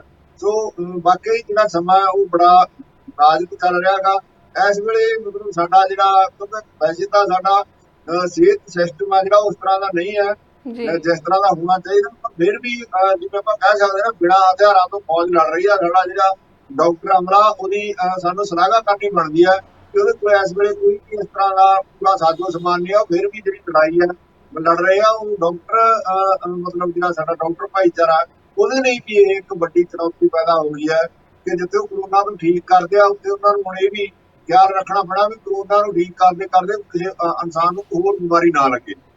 ਜੀ ਵੀਰ ਜੀ, ਜੀ ਵੀਰ ਜੀ, ਤੁਸੀਂ ਬਿਲਕੁਲ ਸਹੀ ਕਿਹਾ ਕਿ ਜਿਹੜੇ ਆਪਣੇ ਡਾਕਟਰ ਆਪਣੀ ਹੈਲਪ ਕਰਦੇ ਆ, ਜਾਂ ਜਦੋਂ ਪਿਛਲੇ ਸਾਲ ਦੀ ਜੇ ਆਪਾਂ ਗੱਲ ਕਰੀਏ ਕਿ ਜਦੋਂ ਆਪਾਂ ਨੂੰ ਘਰ ਤੋਂ ਬਾਹਰ ਨਿਕਲਣ ਲੱਗਿਆਂ ਵੀ ਡਰ ਲੱਗਦਾ ਸੀਗਾ, ਚਾਹੇ ਜ਼ਰੂਰੀ ਤੋਂ ਜ਼ਰੂਰੀ ਕੰਮ ਹੀ ਹੁੰਦਾ ਸੀਗਾ, ਉਦੋਂ ਡਾਕਟਰ ਜਿਹੜੇ ਆ ਜਾਂ ਜਿਹੜੇ ਐਂਬੂਲੈਂਸ ਵਾਲੇ ਜਿਹੜੇ ਡਰਾਈਵਰਸ ਆ ਹਨਾ, ਇਦਾਂ ਦੇ ਲੋਕ ਜਿਨ੍ਹਾਂ ਨੇ ਕਿ ਉਸ ਹਾਲਾਤਾਂ ਦੇ ਵਿੱਚ ਵੀ, ਉਸ ਔਖੇ ਸਮੇਂ ਦੇ ਵਿੱਚ ਵੀ ਆਪਣੀ ਜਾਨ ਦੀ ਪਰਵਾਹ ਨਾ ਕਰਦੇ ਹੋਏ ਇਸ ਬਿਮਾਰੀ ਦੇ ਨਾਲ ਜੂਝਣ ਵਾਲੇ ਜਿਹੜੇ ਸਾਡੇ ਲੋਕ ਆ, ਉਹਨਾਂ ਦਾ ਜਿਹੜਾ ਸਹਿਯੋਗ ਕੀਤਾ, ਉਹਨਾਂ ਨੂੰ ਜਿੰਨਾ ਵੀ ਉਹਨਾਂ ਕੋਲੋਂ ਹੋ ਸਕਦਾ ਸੀ ਉਹਨਾਂ ਨੇ ਉਹਨਾਂ ਨੂੰ ਸਹੂਲਤਾਂ ਦਿੱਤੀਆਂ, ਜਾਂ ਆਪਣੇ ਆਪਣੇ ਕੰਮ ਤੇ ਆਪਣੀਆਂ ਆਪਣੀਆਂ ਸੇਵਾਵਾਂ ਪੂਰੀ ਇਮਾਨਦਾਰੀ ਤੇ ਤਨਦੇਹੀ ਦੇ ਨਾਲ ਨਿਭਾਈਆਂ ਆ। ਅਸੀਂ ਵਾਕਿਆ ਹੀ ਉਹ ਸਾਰੇ ਲੋਕਾਂ ਦਾ ਜਿਹੜਾ ਜਿੰਨਾ ਵੀ ਆਪਾਂ ਧੰਨਵਾਦ ਕਰੀਏ ਉਹ ਘੱਟ ਆ। ਵਾਕਈ ਉਹਨਾਂ ਦੀ ਸ਼ਲਾਘਾ ਕਰਨੀ ਬਣਦੀ ਆ। ਤੇ ਵੀਰ ਜੀ, ਹੁਣ ਇੱਕ ਹੋਰ ਖਬਰ ਆ ਰਹੀ ਆ, ਉਹ ਖਬਰ ਹਾਸੋਹੀਣੀ ਵੀ ਲੱਗਦੀ ਆ, ਤੇ ਪਰ ਉਹ ਸਿਰਫ ਹਾਸੋਹੀਣੀ ਨਹੀਂ ਆ, ਬਹੁਤ ਜ਼ਿਆਦਾ ਜਿਹੜੀ ਉਹ ਮੰਦਭਾਗੀ ਆ। ਆਪਾਂ ਕਹੀਏ ਕਿ ਇੰਨੀ ਕੁ ਜ਼ਿਆਦਾ ਪਤਾ ਨਹੀਂ ਕੀ ਸੋਚ ਕੇ ਇਦਾਂ ਦੀਆਂ ਸੁਵਿਧਾਵਾਂ ਜਿਹੜੀਆਂ ਉਹ ਦਿੱਤੀਆਂ ਜਾਂਦੀਆਂ ਸਾਡੇ ਲੋਕਾਂ ਨੂੰ। ਵੀਰ ਜੀ, ਹੁਣ ਅਗਲੀ ਖਬਰ ਆ ਰਹੀ ਹੈ ਕਿ ਜਲੰਧਰ ਸ਼ਹਿਰ ਤੋਂ ਆ ਰਹੀ ਹੈ ਕਿ ਉੱਥੇ ਹੁਣ ਜਿਹੜੀ ਲੋਕਾਂ ਨੂੰ ਸ਼ਰਾਬ ਦੀ ਹੋਮ ਡਿਲੀਵਰੀ ਮੁਹੱਈਆ ਕਰਵਾਉਣ ਦੀ ਜਿਹੜੀ ਖਬਰ ਸਾਨੂੰ ਮਿਲ ਰਹੀ ਆ, ਜਿੱਥੇ ਵੀਰ ਜੀ ਇਸ ਮਹਾਮਾਰੀ ਦੇ ਕਾਲ ਦੇ ਦੌਰਾਨ ਲੋਕਾਂ ਦੇ ਕੋਲ ਲੋਕਡਾਊਨ ਦੇ ਹਾਲਾਤ ਬਣੇ ਹੋਏ ਆ, ਤੇ ਲੋਕਾਂ ਦੇ ਕੋਲ ਲੋਕਡਾਊਨ ਦੇ ਵਿੱਚ ਜਿਹੜੀ ਆਮਦਨ ਦਾ ਸਾਧਨ ਜਾਂ ਜਿਹੜੇ ਜ਼ਰੀਏ ਆ ਉਹ ਨਾ ਦੇ ਬਰਾਬਰ ਹੋ ਜਾਂਦੇ ਆ ਜਾਂ ਫਿਰ ਖਤਮ ਹੋ ਜਾਂਦੇ ਆ। ਉੱਥੇ ਲੋਕਾਂ ਨੂੰ ਆਪਣੀ ਰੋਜ਼ ਦੀ ਜਿਹੜੀ ਰੋਜ਼ੀ ਰੋਟੀ ਆ ਉਹ ਪੂਰੀ ਕਰਨੀ ਵੀ ਔਖੀ ਲੱਗਦੀ ਆ। ਤੇ ਉੱਥੇ ਇਦਾਂ ਦੀਆਂ ਖਬਰਾਂ ਜਦੋਂ ਸੁਣਨ ਨੂੰ ਮਿਲਦੀਆਂ ਆ ਤਾਂ ਦਿਲ ਦੇ ਵਿੱਚ ਇੱਕ ਗੁੱਸਾ ਵੀ ਆਉਂਦਾ ਆ ਔਰ ਹਾਸਾ ਵੀ ਆਉਂਦਾ ਆ ਕਿ ਕਿੰਨੀ ਕੁ ਜ਼ਿਆਦਾ ਜਿਹੜੀ ਸੁਹਿਰਦਤਾ ਦਿਖਾਈ ਜਾ ਰਹੀ ਆ ਇਸ ਕਾਲ ਦੇ ਦੌਰਾਨ ਇਸ ਬਿਮਾਰੀ ਨੂੰ ਲੈ ਕੇ। ਤੇ ਤੁਸੀਂ ਇਹਦੇ ਬਾਰੇ ਕੀ ਟਿੱਪਣੀ ਕਰਨੀ ਚਾਹੋਗੇ ਵੀਰ ਜੀ? ਬਿਲਕੁਲ, ਇਹਦੇ ਬਾਰੇ ਟਿੱਪਣੀ ਮੈਂ ਨਹੀਂ ਕਰਦਾ। ਇਹਦੇ ਬਾਰੇ ਟਿੱਪਣੀ ਸਾਡੇ ਮੁੱਖ ਮੰਤਰੀ ਕੈਪਟਨ ਅਮਰਿੰਦਰ ਸਿੰਘ ਨੇ ਕੀਤੀ ਸੀ। ਪਿਛਲੀ ਵਾਰ ਉਹਨਾਂ ਨੇ ਕਿਹਾ ਸੀਗਾ, ਜਦੋਂ ਠੇਕੇ ਖੋਲ੍ਹਣ ਦੀ ਗੱਲ ਆਈ ਸੀਗੀ ਮੀਡੀਆ ਦੇ ਵਿੱਚ, ਤਾਂ ਉਹਨਾਂ ਨੇ ਕਿਹਾ ਸੀ ਕਿ ਬਾਕੀ ਜਿਹੜੀਆਂ ਚੀਜ਼ਾਂ ਨੇ ਉਹਨਾਂ ਨੂੰ ਤਾਂ ਹੱਥ ਲੱਗਦੇ ਆ, ਜਿਵੇਂ ਕੋਈ ਖਾਣ ਪੀਣ ਦੀਆਂ ਸਬਜ਼ੀਆਂ ਨੇ, ਦੁੱਧ ਹੈ ਵਗੈਰਾ ਹੋਰ ਹੈ, ਪਰ ਉਹ ਕਹਿੰਦੇ ਵੀ ਸ਼ਰਾਬ ਤਾਂ ਬਿਲਕੁਲ ਬੰਦ ਹੋਈ ਆ ਅੰਦਰ। ਇਹਦਾ ਇਹਦੇ ਨਾਲ ਕੋਈ ਖਤਰਾ ਨਹੀਂ ਹੈਗਾ, ਕਿਉਂਕਿ ਇਸ ਵੇਲੇ ਜਿਹੜੀ ਗੱਲ ਇਹ ਆ ਵੀ ਸਰਕਾਰ ਆ ਜਿਹੜੀ ਸਾਡੀ ਉਹ ਚੱਲ ਰਹੀ ਹੈ ਸ਼ਰਾਬ ਦੇ ਜਿਹੜਾ ਰੈਵਨਿਊ ਹੈ ਇਹਦੇ ਉੱਪਰ, ਆਬਕਾਰੀ ਦੇ ਇਸੇ ਇਹਦੇ ਉੱਪਰ ਹੀ ਚੱਲ ਰਿਹਾ। ਇਹੀ ਟੈਕਸ ਆ ਜਿਹੜਾ ਸਰਕਾਰ ਨੂੰ ਚਲਾ ਰਿਹਾ। ਸਭ ਤੋਂ ਵੱਡੀ ਆਮਦਨ ਹੈ ਜਿਹੜੀ ਸਰਕਾਰ ਨੂੰ ਉਹ ਠੇਕਿਆਂ ਤੋਂ ਆ। ਤੇ ਠੇਕਿਆਂ ਜਿਹੜੇ ਹੈਗੇ ਜ਼ਿਆਦਾਤਰ ਇਹ ਸਾਡੇ ਰਾਜਨੀਤਿਕ ਆਗੂਆਂ ਦੇ, ਮੰਤਰੀਆਂ ਸੰਤਰੀਆਂ ਦੇ, ਰਿਸ਼ਤੇਦਾਰਾਂ ਦੇ ਡੇਗੇ।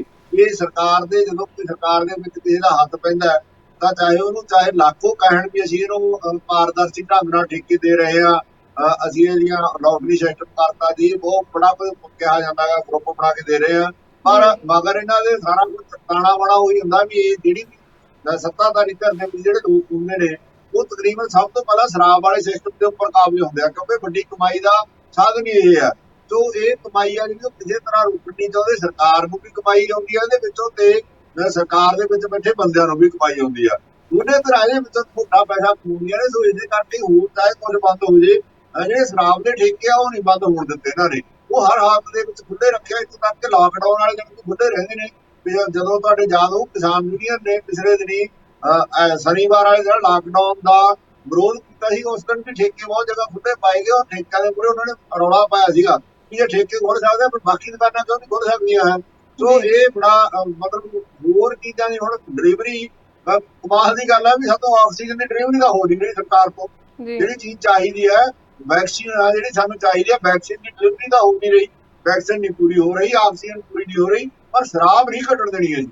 ਸ਼ਰਾਬ ਘਰੇ ਵੀ ਪਹੁੰਚਾਵਾਂਗੇ, ਜਦੋਂ ਮਰਜ਼ੀ ਰਾਤ ਨੂੰ ਫੋਨ ਕਰ ਦਿਓ ਤਾਂ ਵੀ ਆਊਗੀ। ਹਾਲਾਂਕਿ ਬੰਦ ਕਰਤਾ, ਰੌਲਾ ਰੱਪਾ ਪੈਣ ਤੋਂ ਵੀ ਠੇਕੇ ਆ ਜਿਹੜੇ ਉਹ 3 ਵਜੇ ਬੰਦ ਕਰ ਦਿਆਂਗੇ, 7 ਵਜੇ ਤੋਂ ਲਾ ਕੇ 3 ਵਜੇ ਤੱਕ ਖੁੱਲੇ ਰਹਿਣਗੇ। ਪਰ ਉਹ ਉਸ ਤਰ੍ਹਾਂ ਨਹੀਂ ਹੈਗਾ ਬੰਦ, ਉਹਦੇ ਉਸ ਤੋਂ ਅੱਗੇ ਫੇਰ ਕਰਤਾ ਵੀ ਉਸ ਤੋਂ ਬਾਅਦ ਤੁਸੀਂ ਫੋਨ ਕਰਕੇ ਘਰੇ ਹੋਮ ਡਿਲੀਵਰੀ ਆ ਜਿਹੜੀ ਉਹ ਮੰਗਾ ਸਕਦੇ ਹੋ, ਘਰੇ ਮੰਗਾ ਸਕਦੇ ਹੋ। ਜੀ ਤੋ ਦੇਖੋ ਕਿੰਨੀ ਵੱਡੀ ਸੁਵਿਧਾ ਜਿਹੜੀ ਸਾਡੀ ਸਰਕਾਰ ਨੇ ਦਿੱਤੀ ਆ। ਦਵਾਈਆਂ ਭਾਵੇਂ ਨਾ ਮਿਲਣ, ਜੀ ਹੋਰ ਸਮਾਨ ਭਾਵੇਂ ਨਾ ਮਿਲੇ, ਪਰ ਸ਼ਰਾਬ ਜ਼ਰੂਰ ਪੰਜਾਬੀਆਂ ਨੂੰ ਘਰੋਂ ਘਰੀ ਪਹੁੰਚਾਈ ਜਾ ਰਹੀ ਹੈ। ਕਿ ਜਲੰਧਰ ਤੋਂ ਜਿਹੜੀ ਖਬਰ ਆ ਰਹੀ ਹੈ, ਮਤਲਬ ਇਹ ਪੁਲਿਸ ਜਿਹੜਾ ਕਮਿਸ਼ਨਰ ਦਾ ਦਫ਼ਤਰ ਹੈ ਉਹਦੇ ਵੱਲੋਂ ਇਹ ਇਸ ਤਰ੍ਹਾਂ ਦਾ ਜਿਹੜਾ ਇੱਕ ਖਬਰ ਨਿਕਲ ਕੇ ਆ ਰਹੀ ਹੈ, ਉਹਨਾਂ ਵੱਲੋਂ ਲੋਕਾਂ ਨੂੰ ਇਹ ਸੁਵਿਧਾ ਦੇਣ ਦੀ ਗੱਲ ਕੀਤੀ ਗਈ ਹੈ ਵੀ ਜਿਹੜੀ ਸ਼ਰਾਬ ਹੈ ਉਹ ਚਾਹੇ ਸਬਜ਼ੀ ਦੀਆਂ ਦੁਕਾਨਾਂ, ਦੁੱਧ ਦੀਆਂ ਡੈਰੀਆਂ ਬੰਦ ਹੋ ਜਾਣ, ਪਰ ਇਹ ਸ਼ਰਾਬ ਆ ਜਿਹੜੀ ਇਹ ਜ਼ਰੂਰ ਲੋਕਾਂ ਨੂੰ ਘਰੋਂ ਘਰੀ ਪਹੁੰਚਾਈ ਜਾਊਗੀ। ਜੀ ਵੀਰ ਜੀ, ਸੋ ਇਹੀ ਤਾਂ ਚਿੰਤਾ ਦੀਆਂ ਗੱਲਾਂ ਆ, ਇਹੀ ਚਿੰਤਾ ਵਾਲੇ ਵਿਸ਼ੇ ਆ, ਕਿਉਂਕਿ ਕਹਿੰਦੇ ਆ ਨਾ ਕਿ ਸ਼ਰਾਬ ਦੇ ਵਿੱਚ ਤਾਂ ਘਰਾਂ ਦੇ ਘਰ ਜਿਹੜੇ ਆ ਉਹ ਹੜ ਜਾਂਦੇ ਆ, ਤੇ ਪੈਸੇ ਦੀ ਜਿਹੜੀ ਬਰਬਾਦੀ, ਤੇ ਪੈਸੇ ਤੋਂ ਵੀ ਜ਼ਿਆਦਾ ਜਿਹੜਾ ਇਹਦੇ ਨਾਲ ਲੋਕਾਂ ਦੀ ਸਿਹਤ ਨੂੰ ਨੁਕਸਾਨ ਹੁੰਦਾ ਆ, ਉਹਦੀ ਤਾਂ ਆਪਾਂ ਕੋਈ ਉਸ ਚੀਜ਼ ਨੂੰ ਆਪਾਂ ਕਿਸੇ ਵੀ ਅੰਕੜਿਆਂ ਦੇ ਵਿੱਚ ਆਪਾਂ ਨਹੀਂ ਮਾਪ ਸਕਦੇ। ਪਰ ਸ਼ਾਇਦ ਇਹ ਸਾਡੀ ਹੀ ਲੋਕਾਂ ਦੀ ਗਲਤੀ ਹੈ ਕਿ ਆਪਾਂ ਸ਼ਾਇਦ ਗਲਤ ਜਿਹੜੇ ਪਰਸਨ ਆ ਉਹ ਚੂਜ਼ ਕਰ ਲੈਂਦੇ ਆ, ਇਹ ਸੋਚ ਕੇ ਕਿ ਸ਼ਾਇਦ ਇਹ ਸਾਡੇ ਬੱਚਿਆਂ ਦੇ ਭਵਿੱਖ ਦੇ ਲਈ ਜਿਹੜੇ ਆ ਉਹ ਫਾਇਦੇਮੰਦ ਸਾਬਿਤ ਹੋਣਗੇ। ਪਰ ਬਾਅਦ ਵਿੱਚ ਜਦੋਂ ਇਦਾਂ ਦੀਆਂ ਗੱਲਾਂ ਸੁਣਨ ਨੂੰ ਮਿਲਦੀਆਂ ਆ, ਇਦਾਂ ਦੇ ਫੈਸਲੇ ਸੁਣਨ ਨੂੰ ਮਿਲਦੇ ਆ, ਤਾਂ ਫਿਰ ਹਰੇਕ ਉਹ ਪਰਸਨ ਜਿਹੜਾ ਇੱਕ ਸ਼ਰਾਬ ਦੀ ਬੋਤਲ ਦੇ ਲਈ ਆਪਣੀ ਜਿਹੜੀ ਕੀਮਤੀ ਵੋਟ ਆ ਉਹ ਵੇਚ ਦਿੰਦਾ, ਉਹਦਾ ਸੌਦਾ ਕਰ ਦਿੰਦਾ, ਤਾਂ ਜ਼ਰੂਰ ਉਹਨਾਂ ਦੇ ਨੂੰ ਵੀ ਆਪਣੇ ਫੈਸਲਿਆਂ ਦੇ ਉੱਪਰ, ਆਪਣੇ ਜਿਹੜੀ ਉਹ ਵੋਟ, ਵੇਚੀ ਹੋਈ ਵੋਟ ਦੇ ਉੱਪਰ ਜਿਹੜਾ ਜ਼ਰੂਰ ਪਛਤਾਵਾ ਹੁੰਦਾ ਹੋਏਗਾ। ਤੇ ਵੀਰ ਜੀ ਹੁਣ ਅਗਲੀ ਖਬਰ ਆਪਾਂ ਲੈਨੇ ਆ ਚੰਡੀਗੜ੍ਹ ਤੋਂ। ਉੱਥੇ ਵੀਰ ਜੀ ਕਰਫਿਊ ਜਿਹੜਾ ਲੱਗਾ ਸੀਗਾ ਉਹਦੇ ਵਿੱਚ ਸੁਣਨ ਨੂੰ ਆ ਰਿਹਾ ਕਿ ਵਾਧਾ ਕੀਤਾ ਗਿਆ ਹੈ, ਤੇ ਨਵੀਆਂ ਕੁਝ ਗਾਈਡਲਾਈਨਸ ਵੀ ਜਿਹੜੀਆਂ ਉਹ ਜਾਰੀ ਕੀਤੀਆਂ ਗਈਆਂ ਆ। ਸੋ ਉਹਦੇ ਬਾਰੇ ਵੀ ਸਾਨੂੰ ਤੁਸੀਂ ਜ਼ਰੂਰ ਜਾਣਕਾਰੀ ਦਿਓ। ਬਿਲਕੁਲ, ਜਿਹੜਾ ਇੱਕ ਹਫ਼ਤੇ ਦੇ ਲਈ ਵਧਾ ਦਿੱਤਾ ਗਿਆ, ਇੱਕ ਹਫ਼ਤਾ ਹੋਰ ਕਰਫਿਊ ਆ, ਨਵੀਆਂ ਗਾਈਡਲਾਈਨ ਜਾਰੀ ਕੀਤੀਆਂ ਗਈਆਂ ਨੇਗੀਆਂ। ਇਹ ਰਾਤ ਦਾ ਕਰਫਿਊ ਆ ਜਿਹੜਾ, ਇਹਦੇ ਚ ਇੱਕ ਹਫ਼ਤੇ ਦਾ ਵਾਧਾ ਜਿਹੜਾ ਕੀਤਾ ਗਿਆ ਗਾ। ਜੀ ਤੇ ਇਹਦੇ ਨਾਲ ਉਹਨਾਂ ਨੇ ਕਿਹਾ ਵੀ ਹੁਣ ਵਿਆਹ ਦੇ ਵਿੱਚ ਜਿਹੜਾ 20 ਵਿਅਕਤੀ ਸ਼ਾਮਲ ਹੋਣਗੇ, ਇਸੇ ਤਰ੍ਹਾਂ ਹੀ ਅੰਤਮ ਸੰਸਕਾਰ ਹੈ ਉਹਦੇ ਵਿੱਚ ਵੀ 20 ਲੋਕ ਸ਼ਾਮਲ ਹੋਣਗੇ। ਤੇ ਇਹਦੇ ਲਈ ਡੀਸੀ ਤੋਂ ਜਿਹੜੀ ਆਗਿਆ, ਵਿਆਹ ਦੀ ਡੀਸੀ ਤੋਂ ਆਗਿਆ ਜਿਹੜੀ ਲੈਣੀ ਮਨਜ਼ੂਰੀ ਮਤਲਬ ਤਾਜ਼ੀ ਕਰ ਦਿੱਤੀ ਹੈਗੀ। ਤੇ ਇਹ ਤੋਂ ਪਹਿਲਾਂ 50 ਬੰਦਿਆਂ ਦੀ ਉੱਥੇ ਆਗਿਆ ਸੀਗੀ, ਇਹ ਵੀ ਕਿਹਾ ਜਾਂਦਾ ਵੀ 50 ਬੰਦੇ ਦੀ ਆਗਿਆ ਸੀਗੀ। ਸੋ ਇਸ ਤਰ੍ਹਾਂ ਹੁਣ ਉੱਤੇ ਸੰਸਕਾਰ ਦੇ ਵਿੱਚ 10 ਬੰਦਿਆਂ ਦੀ ਆਗਿਆ ਸੀ। ਹੁਣ ਜਿਹੜੇ ਸੰਸਕਾਰ ਦੇ ਵਿੱਚ 20 ਬੰਦੇ ਕਰ ਦਿੱਤੇ ਗਿਆ, ਭਾਵ ਸੰਸਕਾਰ ਦੇ ਲਈ 10 ਬੰਦੇ ਵਧਾ ਦਿੱਤੇ ਗਏ ਆ, ਤੇ ਉਧਰੋਂ 30 ਬੰਦੇ ਆ ਜਿਹੜੇ ਉਹ ਘਟਾ ਦਿੱਤੇ ਗਏ ਨੇ ਕਿ ਵਿਆਹਾਂ ਦੇ ਵਿੱਚ ਸਿਰਫ 20 ਵਿਅਕਤੀ ਆ ਜਿਹੜੇ ਹੋਣਗੇ। ਤੇ ਇਹ ਕਿਉਂਕਿ ਚੰਡੀਗੜ੍ਹ ਦੇ ਜਿਹੜੇ ਅਸਲ ਪ੍ਰਬੰਧਕ ਨੇਗੇ, ਪ੍ਰਸ਼ਾਸਕ ਹੁੰਦੇ ਆ ਉੱਥੇ, ਉਹ ਰਾਜਪਾਲ ਹੀ ਹੁੰਦਾ, ਕੇਂਦਰ ਸ਼ਾਸਿਤ ਪ੍ਰਦੇਸ਼ ਹੈ। ਉਹ ਸਾਡੇ ਰਾਜਪਾਲ ਬੀਪੀ ਸਿੰਘ ਬਦਨੌਰ ਜਿਹੜੇ, ਉਹਨਾਂ ਦੀ ਅਗਵਾਈ ਦੇ ਵਿੱਚ ਅਧਿਕਾਰੀਆਂ ਨੇ ਇੱਕ ਜਿਹੜੀ ਮੀਟਿੰਗ ਕੀਤੀ ਆ, ਉਹਦੇ ਵਿੱਚ ਇਹ ਫੈਸਲਾ ਲਿਆ ਗਿਆ ਹੈਗਾ। ਤੇ ਬਾਕੀ ਜਿਹੜੀਆਂ ਪਾਬੰਦੀਆਂ ਨੇ ਜਿਹੜੀਆਂ ਦੂਸਰੀਆਂ ਚੱਲ ਰਹੀਆਂ ਉਸੇ ਤਰ੍ਹਾਂ ਹੀ ਰਹਿਣਗੀਆਂ। ਤੇ ਇਹਦੇ ਨਾਲ ਜਿਹੜੀਆਂ ਗੈਰ ਜ਼ਰੂਰੀ ਦੁਕਾਨਾਂ ਨੇਗੀਆਂ ਉਹ ਬੰਦ ਰਹਿਣਗੀਆਂ, ਜਿਵੇਂ ਉਹਨਾਂ ਨੇ ਕਿਹਾ ਹੈਗਾ।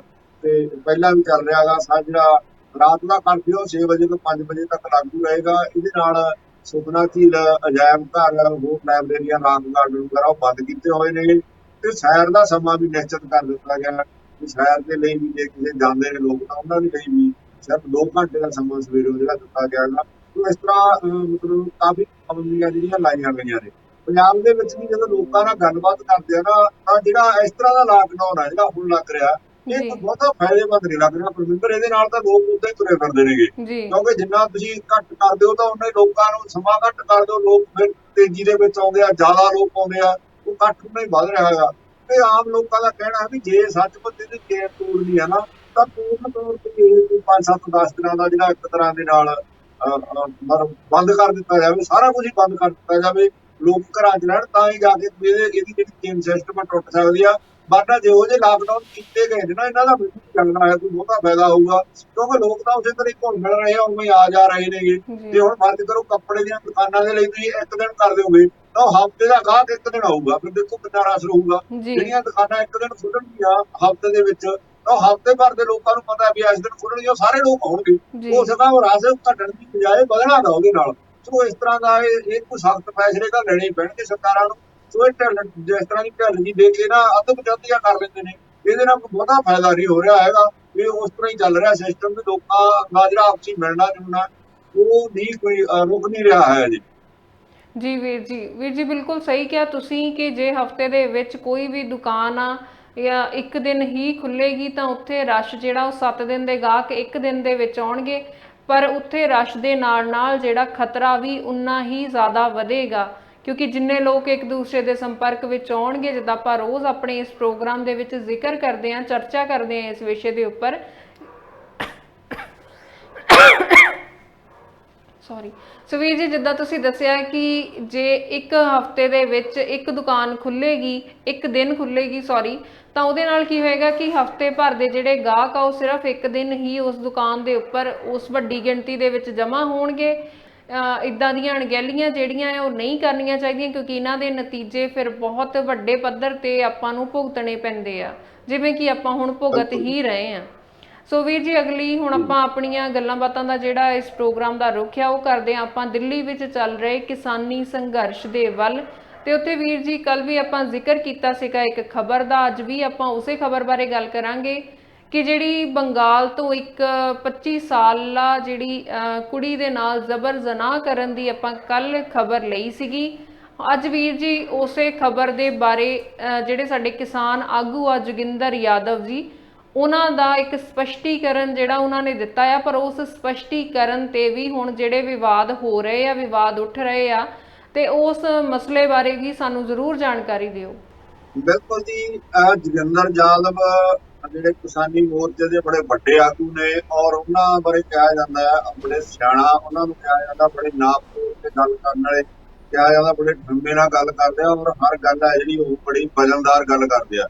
ਪਰ ਇੱਥੇ ਆ ਕੇ ਜਦੋਂ ਇਹ ਬੰਗਾਲ ਦੀ ਇਸ ਲੜਕੀ ਦੇ ਨਾਲ ਜਿਹੜਾ ਟਿੱਕਰੀ ਬਾਰਡਰ ਦੇ ਉੱਪਰ ਜੋ ਕੁਝ ਹੋਇਆ, ਤੇ ਇਹਦੇ ਵਿੱਚ ਜੋਗਿੰਦਰ ਯਾਦਵ ਜੀ ਦਾ ਜਿਹੜਾ ਰੋਲ ਹੈ ਉਹ ਬੜਾ ਸੱਚੀ ਜਾਂ ਬੜਾ ਵਿਵਾਦ ਪੈਦਾ ਕਰ ਗਿਆ, ਕਿਉਂਕਿ ਉਹਨਾਂ ਨੇ ਜਿਹੜੀ ਪ੍ਰੈਸ ਕਾਨਫਰੰਸ ਕੀਤੀ ਹੈ ਉਹਦੇ ਵਿੱਚ ਹੀ ਜਿਹੜੀਆਂ ਗੱਲਾਂ ਕਹਿ ਦਿੱਤੀਆਂ ਨੇ ਜੋ ਬਹੁਤ ਕੁਝ ਸਾਂਕੇ ਖੜੇ ਕਰਦੇ, ਬਹੁਤ ਸਵਾਲ ਹੈ ਜਿਹੜੇ ਉਹਨਾਂ ਨੇ ਪੈਦਾ ਕਰਤਿਆ। ਬੜਾ ਕੁਝ ਮਤਲਬ ਇਸ ਤਰ੍ਹਾਂ ਦਾ ਉਹਨਾਂ ਦੀ ਪ੍ਰੈਸ ਕਾਨਫਰੰਸ ਦੇ ਵਿੱਚ ਹੀ ਪੈਦਾ ਹੋ ਗਿਆ, ਜਿਹੜਾ ਉਹਨਾਂ ਦੇ ਉੱਪਰ ਉਂਗਲ ਉੱਠਣੀ ਸੁਭਾਵਿਕ ਹੈਗੀ।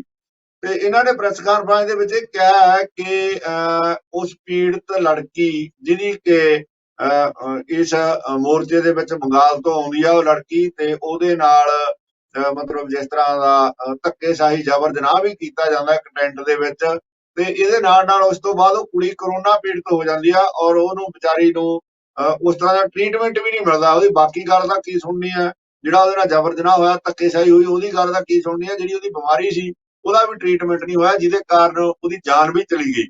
ਸੋ ਹਾਲਾਂਕਿ ਉਹ ਕੁੜੀ ਦੇਖੋ ਕਮਾਲ ਦੀ ਗੱਲ ਆ, ਉਹਨੇ ਆਪਦੇ ਬਾਪ ਨੂੰ, ਜਿਹੜੇ ਉਹਦੇ ਬਾਪ ਨੇ ਗੱਲ ਕੀਤੀ ਆ, ਉਹ ਕਹਿੰਦੀ ਹੈ ਆਪਦੇ ਪਿਤਾ ਨੂੰ, ਉਹਦੇ ਪਿਤਾ ਨੇ ਗੱਲ ਬਾਹਰ ਲਿਆਂਦੀ ਆ ਹੁਣ ਮੀਡੀਆ ਦੇ ਸਾਹਮਣੇ। ਉਹਨੇ ਕਿਹਾ ਵੀ ਮੇਰੀ ਰੂਹ ਨੂੰ ਇਨਸਾਫ ਤਾਂ ਜ਼ਰੂਰ ਦਿਵਾਇਆ ਜਾਵੇ, ਪਰ ਇਸ ਤਰ੍ਹਾਂ ਹੈਗਾ ਕਿਸਾਨ ਮੋਰਚੇ ਦੀ ਕਿਸੇ ਤਰ੍ਹਾਂ ਦੇ ਨਾਲ ਮਤਲਬ ਬੇਇੱਜ਼ਤੀ ਨਾ ਹੋਵੇ। ਇਹ ਵੀ ਨਾਲ ਮਤਲਬ ਕਿੰਨਾ ਡੀਪਲੀ ਜੁੜੀ ਹੋਈ, ਜਾਨ ਵੀ ਚਲੀ ਗਈ। ਉਹ ਅਜੇ ਵੀ ਚਾਹੁੰਦੀ ਆ ਵੀ ਜਿਹੜਾ ਕਿਸਾਨ ਮੋਰਚੇ ਦੀ ਬਦਨਾਮੀ ਨਾ ਹੋਵੇ ਕਿਸੇ ਤਰੀਕੇ ਦੇ ਨਾਲ।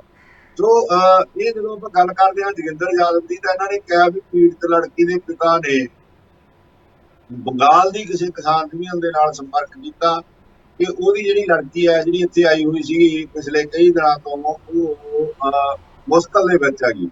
ਤਾਂ ਫਿਰ ਉਹ ਕਿਸਾਨ ਯੂਨੀਅਨ, ਬੰਗਾਲ ਦੀ ਜਿਹੜੀ ਕਿਸਾਨ ਯੂਨੀਅਨ ਆ, ਉਹਨੇ ਜੋਗਿੰਦਰ ਯਾਦਵ ਨਾਲ ਫੋਨ ਤੇ ਸੰਪਰਕ ਕੀਤਾ, ਤੇ ਵੀ ਬੰਗਾਲ ਤੋਂ ਆਈ ਜਿਹੜੀ ਲੜਕੀ ਹੈ ਉਹ ਇਸ ਤਰ੍ਹਾਂ ਕਿਸੇ ਮੁਸ਼ਕਲ ਦੇ ਵਿੱਚ ਫਸੀ ਹੋਈ ਆ। ਜੋਗਿੰਦਰ ਯਾਦਵ ਜੀ ਕਹਿੰਦੇ ਮੈਂ ਤੁਰੰਤ ਆਪਣੀ ਕਾਰਵਾਈ ਸ਼ੁਰੂ ਕਰ ਦਿੱਤੀ, ਤੇ ਮੈਂ ਉਸ ਲੜਕੀ ਨਾਲ ਜਿਹੜਾ ਫੋਨ ਤੇ ਗੱਲਬਾਤ ਕੀਤੀ, ਭਾਵ ਉਸ ਲੜਕੀ ਦਾ ਫੋਨ ਨੰਬਰ ਹੈ ਜਿਹੜਾ ਉਹ ਲੜਕੀ ਦੇ ਪਿਤਾ ਨੇ ਬੰਗਾਲ ਦੀ ਜਿਹੜੀ ਯੂਨੀਅਨ ਸੀ ਉਹਨੂੰ ਦਿੱਤਾ, ਤੇ ਉਹ ਬੰਗਾਲ ਦੀ ਯੂਨੀਅਨ ਦਾ ਜਿਹੜਾ ਕੋਈ ਆਗੂ ਸੀਗਾ ਬੰਗਾਲ ਦਾ ਕਿਸਾਨ ਆਗੂ, ਉਹਨੇ ਜੋਗਿੰਦਰ ਯਾਦਵ ਨੂੰ ਦਿੱਤਾ। ਇਹ ਜੋਗਿੰਦਰ ਯਾਦਵ ਕੋਲੇ ਹੀ ਜਿਹੜੀ ਮਤਲਬ ਇਹਦੀ ਰਿਪੋਰਟ ਪੂਰੀ ਜਾਣਕਾਰੀ ਆ ਚੁੱਕੀ ਸੀਗੀ। ਇਹ ਗੱਲ 24 ਜਾਂ 23 ਜਾਂ 24 ਤਰੀਕ ਦੀ ਦੱਸ ਰਹੇ ਨੇ ਉਹ। ਸੋ ਇਹ ਜਦੋਂ ਉਹਨਾਂ ਨੇ ਉਸ ਲੜਕੀ ਨਾਲ ਕੀਤਾ, ਉਹਨਾਂ ਦੀਆਂ ਗੱਲਾਂ ਬਾਤਾਂ ਤੋਂ ਉਹਨਾਂ ਨੂੰ ਪਤਾ ਲੱਗਿਆ ਕਿ ਉਹ ਲੜਕੀ ਹੈ ਜਿਹੜੀ ਉਹ ਮਤਲਬ ਕਿਸੇ ਵਿਪਤਾ ਦੇ ਵਿੱਚ ਹੈ। ਤੇ ਉਹ ਕਹਿੰਦੇ ਫਿਰ ਉਸ ਤੋਂ ਬਾਅਦ ਜੋਗਿੰਦਰ ਜਾਦਵ ਜੀ ਕਹਿ ਰਹੇ ਆ ਵੀ ਮੈਂ ਆਪਣੀ ਪਤਨੀ ਨੂੰ ਕਿਹਾ ਵੀ ਤੂੰ ਉਸ ਲੜਕੀ ਨਾਲ ਗੱਲਬਾਤ ਕਰ। ਜੀ ਉਹ ਮਤਲਬ ਉਸ ਪਤਨੀ ਨੇ ਵੀ ਉਹਦੇ ਨਾਲ ਮਤਲਬ ਗੱਲਬਾਤ ਕੀਤੀ ਤਾਂ ਉੱਤੇ ਉਹਨਾਂ ਦੀ ਜੋਗਿੰਦਰ ਜਾਦਵ ਦੀ ਪਤਨੀ ਨੂੰ ਉਸ ਲੜਕੀ ਨੇ ਕਿਹਾ ਵੀ ਉਹਦੇ ਨਾਲ ਇੱਥੇ ਕੁਝ ਠੀਕ ਨਹੀਂ ਹੋ ਰਿਹਾ। ਭਾਵ ਸਾਰਿਆਂ ਦੇ ਮਾਤਰ ਉਸ ਲੜਕੀ ਨੇ ਸਾਰੀ ਉਹ ਗੱਲ ਦੱਸੀ ਵੀ ਉਹਦੇ ਨਾਲ ਜਿਹੜਾ ਸਰੀਰਕ ਮਤਲਬ ਇਸ ਤਰ੍ਹਾਂ ਦੀ ਛੇੜਛਾੜ ਕਹਿ ਸਕਦੇ ਹਾਂ ਆਪਾਂ, ਜਾਂ ਜੀ ਵੀ ਉਹਦੇ ਨਾਲ ਕੋਈ ਵੀ ਅਸਰ ਨਹੀਂ ਹੁੰਦਾ ਜਿੱਥੇ ਉਹ ਹੈਗੀ ਆ। ਉੱਥੇ ਉਹਨੇ ਲੜਕੀ ਨੇ ਸਾਰਿਆਂ ਦੇ ਵਿੱਚ ਸਾਰੀ ਗੱਲ ਆ ਜਿਹੜੀ ਉਹ ਜੋਗਿੰਦਰ ਜਾਦਵ ਦੀ ਪਤਨੀ ਨੂੰ ਸਮਝਾ ਦਿੱਤੀ। ਪਰ ਜੋਗਿੰਦਰ ਜਾਦਵ ਜੀ ਨੇ ਕੋਈ ਅਸਰ ਨਹੀਂ ਰਿਹਾ। ਦੂਸਰੇ ਦਿਨ ਫੇਰ ਮਤਲਬ ਜਿਹੜੀ ਗੱਲ ਹੁੰਦੀ ਹੈ ਤਾਂ ਉਹ ਪਤਾ ਲੱਗਦਾ ਵੀ ਉਹ ਜਿਹੜੀ ਲੜਕੀ ਹੈ ਉਹਨੂੰ ਅਹ, ਦੂਸਰੇ ਦਿਨ ਉਹ ਲੜਕੀ ਦਾ ਪਿਤਾ ਕਹਿ ਰਿਹਾ ਵੀ ਉਹਦੀ ਲੜਕੀ ਨੂੰ ਕਿਤੇ ਲਿਜਾਇਆ ਜਾ ਰਿਹਾ ਹੁਣ ਉੱਥੋਂ ਜੀ ਉੱਥੇ ਟਿੱਕਰੀ ਬਾਰਡਰ ਤੋਂ ਕਿਤੇ ਪਤਾ ਨਹੀਂ ਕੋਈ ਬੰਦੇ ਕਿਤੇ ਬਾਹਰ ਲੈ ਕੇ ਜਾ ਰਹੇ ਨੇ। ਇਹ ਗੱਲ ਫੇਰ ਜੋਗਿੰਦਰ ਜਾਦਵ ਕੋਲੇ ਆਉਂਦੀ ਆ ਤਾਂ ਜੋਗਿੰਦਰ ਜਾਦਵ ਜੀ ਕਹਿੰਦਾ ਉਹ ਫੋਨ ਮੇਰੇ ਕੋਲੇ ਸੀ, ਮੈਂ ਲੜਕੀ ਨਾਲ ਫੇਰ ਗੱਲ ਕੀਤੀ ਤੇ ਗੱਲਾਂ 'ਚ ਮੈਨੂੰ ਲੱਗਿਆ ਵੀ ਉਹ ਲੜਕੀ ਆ ਜਿਹੜੀ ਵਾਕਈ ਮੁਸੀਬਤ ਦੇ ਵਿੱਚ ਹੈ। ਤਾਂ ਜੋਗਿੰਦਰ ਜਾਦਵ ਜੀ ਫਿਰ ਆਪਣੀ ਪ੍ਰੈਸ ਕਾਨਫਰੰਸ ਵਿੱਚ ਕਹਿੰਦੇ ਨੇ ਵੀ ਮੈਨੂੰ ਬੰਗਲਾ ਭਾਸ਼ਾ ਜਿਹੜੀ ਆਉਂਦੀ ਸੀ, ਮੈਂ ਬੰਗਲਾ ਭਾਸ਼ਾ ਦੇ ਵਿੱਚ ਉਹ ਲੜਕੀ ਨਾਲ ਗੱਲਾਂ ਕੀਤੀਆਂ। ਉਹਨੂੰ ਪੁੱਛਿਆ ਵੀ ਜਿਹੜੇ ਤੇਰੇ ਨਾਲ ਲੜਕੇ ਨੇ ਕੀ ਇਹ ਸਹੀ ਨੇਗੇ? ਤਾਂ ਉਸ ਕੁੜੀ ਨੇ ਜਵਾਬ ਦਿੱਤਾ ਵੀ ਨਹੀਂ, ਇਹ ਠੀਕ ਨਹੀਂ ਹੈਗੇ ਜਿਹੜੇ ਮੇਰੇ ਨਾਲ ਹੈਗੇ। ਤੇ ਉਸ ਦੇ ਵਿੱਚ ਜਿਹੜੇ ਉਹ ਕਹਿ ਰਹੇ ਆ ਵੀ ਉਹਦੇ ਵਿੱਚ ਜਿਹੜਾ ਲੜਕਾ ਸੀਗਾ ਉਹਨੂੰ ਵੀ ਜੋਗਿੰਦਰ ਜਾਦਵ ਮਤਲਬ ਉਸ ਦਾ ਨਾਂ ਤੱਕ ਜਾਣਦੇ ਸੀਗਾ। ਪਹਿਲਾਂ ਉਹ ਜਿਹੜਾ ਲੜਕਾ ਗਾ ਜਿਹੜੀ ਉਹ ਇੱਕ ਆਰਮੀ ਦਾ ਨਾਂ ਦਿੱਤਾ ਗਿਆ ਸੀ ਉਹਨੂੰ, ਖਾਨ ਆਰਮੀ। ਉਸ ਲੜਕੇ ਨਾਲ ਕੋਈ ਨਾ ਕੋਈ ਸੰਪਰਕ ਦੇ ਵਿੱਚ ਪਹਿਲਾਂ ਕਦੇ ਨਾ ਕਦੇ ਜ਼ਰੂਰ ਆਏ ਹੋਣਗੇ ਜਿਹੜਾ ਉਸ ਦਾ ਨਾਂ ਤੱਕ ਜਾਣਦੇ ਸੀਗੇ। ਤੋਂ ਉਸ ਤੋਂ ਬਾਅਦ ਮੈਨੂੰ ਸ਼ੱਕ ਹੋਇਆ ਤੇ ਮੈਂ ਕਿਹਾ ਵੀ ਜਿਹੜੇ ਤੇਰੇ ਨਾਲ ਲੜਕੇ ਨੇ ਮੇਰੀ ਇਹਨਾਂ ਨਾਲ ਗੱਲ ਕਰਾਓ। ਤਾਂ ਉਹਨਾਂ ਨੇ ਫਿਰ ਉਹ ਲੜਕੀ ਨੇ ਉਸ ਕਾਰ ਦੇ ਵਿੱਚ ਗੱਲ ਕਰਾਈ, ਗੱਲਬਾਤ ਹੋਈ। ਤਾਂ ਉਹ ਜਿਹੜੇ ਲਿਜਾ ਰਹੇ ਸੀਗੇ ਲੜਕੇ, ਉਹਨਾਂ ਨੇ ਕਿਹਾ ਵੀ ਉਹਨਾਂ ਦੀ ਇਸ ਲੜਕੀ ਦੇ ਪਿਤਾ ਨਾਲ ਗੱਲਬਾਤ ਹੋ ਗਈ ਆ ਜੋਗਿੰਦਰ ਜਾਦਵ ਨੂੰ, ਉਹ ਕਹਿੰਦੇ ਨੇ। ਤੇ ਉਹ ਇਸ ਲੜਕੀ ਨੂੰ ਬੰਗਾਲ ਦੇ ਵਿੱਚ ਛੱਡਣ ਜਾ ਰਹੇ ਨੇ, ਇਹਦੇ ਸੂਬੇ ਦੇ ਵਿੱਚ ਛੱਡਣ ਜਾ ਰਹੇ ਨੇਗੇ। ਤੇ ਉਹਨਾਂ ਨੇ ਇਹ ਵੀ ਕਿਹਾ ਵੀ ਅਸੀਂ ਆਗਰਾ ਤੋਂ ਅੱਗੇ ਨਿਕਲ ਗਏ, ਕਲਕੱਤੇ ਵਾਲੇ ਰੋਡ ਤੇ ਚਲੇ ਗਏ ਹੈਗੇ। ਇਹ ਜੋਗਿੰਦਰ ਜਾਦਵ ਦੇ ਕਹਿਣ ਦੀਆਂ ਗੱਲਾਂ ਨੇ, ਉਹਨਾਂ ਨੇ ਪ੍ਰੈਸ ਕਾਨਫਰੰਸ ਦੇ ਵਿੱਚ ਕਹੀਆਂ, ਆਪਾਂ ਨਹੀਂ ਕਹਿ ਰਹੇ। ਜੀ ਤੇ ਉਹਨਾਂ ਨੇ ਫਿਰ ਕਿਹਾ ਵੀ ਦੁਬਾਰਾ ਮੇਰੀ ਇਸ ਲੜਕੀ ਦੇ ਨਾਲ ਗੱਲ ਕਰਵਾਓ। ਜੋਗਿੰਦਰ ਜਾਦਵ ਨੂੰ ਲੜਕਿਆਂ ਨੂੰ ਕਿਹਾ ਵੀ ਮੇਰੀ ਉਸ ਲੜਕੀ ਨਾਲ ਗੱਲ ਕਰਵਾਓ। ਤੇ ਉਹਨਾਂ ਨੇ ਫਿਰ ਜੋਗਿੰਦਰ ਜਾਦਵ ਕਹਿੰਦੇ ਮੈਂ ਉਸ ਲੜਕੀ ਨੂੰ ਬੰਗਲਾ ਭਾਸ਼ਾ ਦੇ ਵਿੱਚ ਕਿਹਾ ਵੀ ਤੂੰ ਮੈਨੂੰ ਆਪਣੀ WhatsApp ਲੋਕੇਸ਼ਨ ਹੈ ਜਿਹੜੀ ਉਹ ਸੈਂਡ ਕਰ। ਜੀ ਤੇ ਉਹ ਜਦੋਂ WhatsApp ਲੋਕੇਸ਼ਨ ਕੁੜੀ ਸੈਂਡ ਕਰਦੀ ਆ ਤਾਂ ਉਹ ਲੋਕੇਸ਼ਨ ਹੈ ਜਿਹੜੀ ਉਹ ਆਉਂਦੀ ਆ ਹਰਿਆਣੇ ਦੇ ਵਿੱਚ ਹੀ ਕੋਈ ਹਾਂਸੀ ਜਗ੍ਹਾ ਹੈ ਜਿਹੜੀ ਕਿ ਟਿੱਕਰੀ ਬਾਰਡਰ ਤੋਂ ਨੇੜੇ ਹੀ ਆ। ਹਾਂਸੀ ਦੀ ਜਗ੍ਹਾ ਹੀ ਲੋਕੇਸ਼ਨ ਉਹਦੀ। ਹਾਲਾਂਕਿ ਉਹ ਝੂਠ ਬੋਲ ਰਹੇ ਸੀ, ਉਹ ਕਹਿ ਰਹੇ ਸੀ ਕਿ ਆਗਰੇ ਤੋਂ ਅੱਗੇ ਨਿਕਲ ਗਿਆ ਸੀ। ਉਹ ਮੁੰਡਿਆਂ ਨੇ ਜੋਗਿੰਦਰ ਜਾਦਵ ਨੂੰ ਝੂਠ ਬੋਲਿਆ। ਤਾਂ ਜੋਗਿੰਦਰ ਜਾਦਵ ਨੇ ਫਿਰ ਦੁਬਾਰੇ ਮਤਲਬ ਉਹਨਾਂ ਦੇ ਲੜਕਿਆਂ ਦੇ ਜਿਹੜਾ ਫੋਨ ਤੇ ਫੋਨ ਕੀਤਾ। ਹਾਲਾਂਕਿ ਇੱਥੇ ਫਿਰ ਹੁਣ ਜੋਗਿੰਦਰ ਜਾਦਵ ਇਹ ਕਹਿ ਰਹੇ ਨੇ ਵੀ ਉਹਨਾਂ ਨੇ ਫੋਨ ਨਹੀਂ ਚੱਕਿਆ। ਫਿਰ ਉਹ ਲੜਕਿਆਂ ਦਾ ਫੋਨ ਵੀ ਜੋਗਿੰਦਰ ਜਾਦਵ ਕੋਲੇ ਸੀ ਇਸ ਤੋਂ ਪਹਿਲਾਂ। ਜੀ ਉਹਨਾਂ ਨੇ ਫਿਰ ਕਿਹਾ ਵੀ ਉਹ ਲੜਕੀ ਨਾਲ ਜਦੋਂ ਨਾ ਚੱਕਿਆ ਫਿਰ ਉਹਨਾਂ ਨੇ ਲੜਕੀ ਨਾਲ ਦੇ ਫੋਨ ਤੇ ਗੱਲ ਕੀਤੀ ਤੇ ਲੜਕੀ ਦੇ ਫੋਨ ਤੋਂ ਹੀ ਉਹਨਾਂ ਲੜਕਿਆਂ ਨਾਲ ਗੱਲ ਕਰਾਉਣ ਲਈ ਕਿਹਾ। ਤੇ ਜੋਗਿੰਦਰ ਜਾਦਵ ਕਹਿੰਦੇ ਫਿਰ ਮੈਂ ਉਹਨਾਂ ਨੂੰ ਪਿਆਰ ਨਾਲ ਕਿਹਾ ਵੀ ਤੁਸੀਂ ਮੋਰਚੇ 'ਚ ਵਾਪਸ ਆ ਜਾਓ, ਮੈਂ ਜੋਗਿੰਦਰ ਜਾਦਵ ਤੁਹਾਡੇ ਨਾਲ ਗੱਲ ਕਰ ਰਿਹਾ। ਤੇ ਇਹਦੇ 'ਚ ਉਹਨਾਂ ਨੇ ਕਿਹਾ ਵੀ ਫਿਰ ਅਸੀਂ ਵਾਪਸ ਆ ਜਾਂਦੇ ਹਾਂ, ਤੁਸੀਂ ਸਾਡੇ ਆਗੂ ਹੋ, ਅਸੀਂ ਤੁਹਾਡੀ ਗੱਲ ਮੰਨ ਲੈਂਦੇ ਹਾਂ। ਲੜਕੇ ਕਹਿੰਦੇ ਤੇ ਅਸੀਂ ਵਾਪਸ ਆ ਜਾਂਦੇ ਹਾਂ, ਅਸੀਂ ਅੱਗੇ ਨਹੀਂ ਜਾਵਾਂਗੇ। ਤੇ ਉਹ ਸ਼ਾਮ ਨੂੰ ਉਸ ਕੁੜੀ ਨੂੰ ਲੈ ਕੇ ਟਿੱਕਰੀ ਬਾਰਡਰ ਤੇ ਪਹੁੰਚ ਜਾਂਦੇ ਆ ਲੜਕੇ ਫਿਰ। ਜੀ ਪਰ ਕਮਾਲ ਦੀ ਗੱਲ ਹੈ ਵੀ ਸ਼ਾਮ ਨੂੰ ਜੋਗਿੰਦਰ ਜਾਦਵ ਜੀ ਉਸ ਲੜਕੀ ਨੂੰ ਮਿਲਦੇ ਨਹੀਂ ਹੈ। ਉਹ ਸ਼ਾਮ ਨੂੰ ਉਹ ਲੜਕੀ ਆਉਂਦੀ ਆ, ਉਹਦਾ ਕੋਈ ਪਤਾ, ਹਾਲਾਂਕਿ ਇੰਨਾ ਕੁਝ ਪਤਾ ਹੋਣ ਦੇ ਬਾਵਜੂਦ ਇੱਕ ਬਹੁਤ ਵੱਡਾ ਆਗੂ ਕਿਸਾਨ ਮਤਲਬ ਉਸ ਮੋਰਚੇ ਦਾ ਜ਼ਿੰਮੇਵਾਰ ਆਗੂ ਆ, ਜਿਹਨੂੰ ਇੰਨਾ ਕੁਝ ਪਤਾ ਲੱਗ ਗਿਆ ਲੜਕੇ ਝੂਠ ਬੋਲ ਰਹੇ ਆ। ਉਹ ਲੜਕੀ ਕਹਿ ਰਹੀ ਆ ਵੀ ਲੜਕੇ ਸਹੀ ਨਹੀਂ ਹੈਗੇ ਜਿਹੜੇ ਮੇਰੇ ਨਾਲ ਨੇ। ਤੇ ਉਹਦਾ ਬਾਪ ਆ ਜਿਹੜਾ ਬਾਰ-ਬਾਰ ਬਾਹਰ ਕਰ ਰਿਹਾ, ਪਰ ਉਹ ਲੜਕੀ ਆਉਣ ਦੇ ਬਾਵਜੂਦ ਵੀ ਉਸ ਦਿਨ ਨਹੀਂ ਗਿਆ। ਫਿਰ ਦੂਸਰੇ ਦਿਨ ਜਾ ਕੇ ਉਹ ਲੜਕੀ ਦੀ ਜਦੋਂ ਹਾਲਤ ਖਰਾਬ ਹੋ ਜਾਂਦੀ ਆ ਤਾਂ ਉਹਨੂੰ ਮਤਲਬ ਫਿਰ ਦਾਖਲ ਕਰਾਇਆ ਜਾਂਦਾ ਹਸਪਤਾਲ ਦੇ ਵਿੱਚ। ਤੇ ਉਸ ਤੋਂ ਬਾਅਦ ਉਹ ਲੜਕੀ ਦੀ ਕੁਝ ਸਮੇਂ ਬਾਅਦ ਜਿਹੜਾ ਮੌਤ ਹੋ ਜਾਂਦੀ ਹੈਗੀ। ਸੋ ਇਹ ਜਿਹੜੇ ਸਵਾਲ ਨੇ ਹੁਣ ਇਹਦੇ ਵਿੱਚ ਕਿੰਨੇ ਸਵਾਲ ਪੈਦਾ ਹੁੰਦੇ ਆ। ਜੋਗਿੰਦਰ ਜਾਦਵ ਨੂੰ ਜਿਸ ਗੱਲ ਦਾ ਪਤਾ ਲੱਗ ਗਿਆ ਸੀ ਲੜਕੇ ਝੂਠ ਬੋਲਦੇ ਆ ਜੀ ਤਾਂ ਫਿਰ ਉਹਨੂੰ ਕਾਂਗੜਾ 'ਚ ਦੱਸ ਰਹੇ ਆ। ਹਾਲਾਂਕਿ ਉਹਦੀ ਲੋਕੇਸ਼ਨ ਆ ਜਿਹੜੀ ਉਹ ਹਾਂਸੀ ਦੀ ਆਉਂਦੀ ਆ, ਹਾਂਸੀ ਦੇ ਵਿੱਚ ਘੁੰਮ ਰਹੇ ਆ। ਫਿਰ ਜਦੋਂ ਉਹ ਵਾਪਸ ਆਉਂਦੇ ਆ ਲੜਕੇ ਉਸ ਲੜਕੀ ਨੂੰ ਲੈ ਕੇ, ਤਾਂ ਉਦੋਂ ਕਿਉਂ ਨਹੀਂ ਕਾਬੂ ਕੀਤੇ ਗਏ? ਕਿਉਂ ਨਹੀਂ ਪੁਲਿਸ ਨੂੰ ਫੜਾਏ ਗਏ? ਕਿਉਂ ਨਹੀਂ ਪੁੱਛਦਾ ਕੋਈ ਉਹਨਾਂ ਤੋਂ ਭਾਈ ਤੁਸੀਂ ਝੂਠ ਬੋਲਦੇ ਹੋ?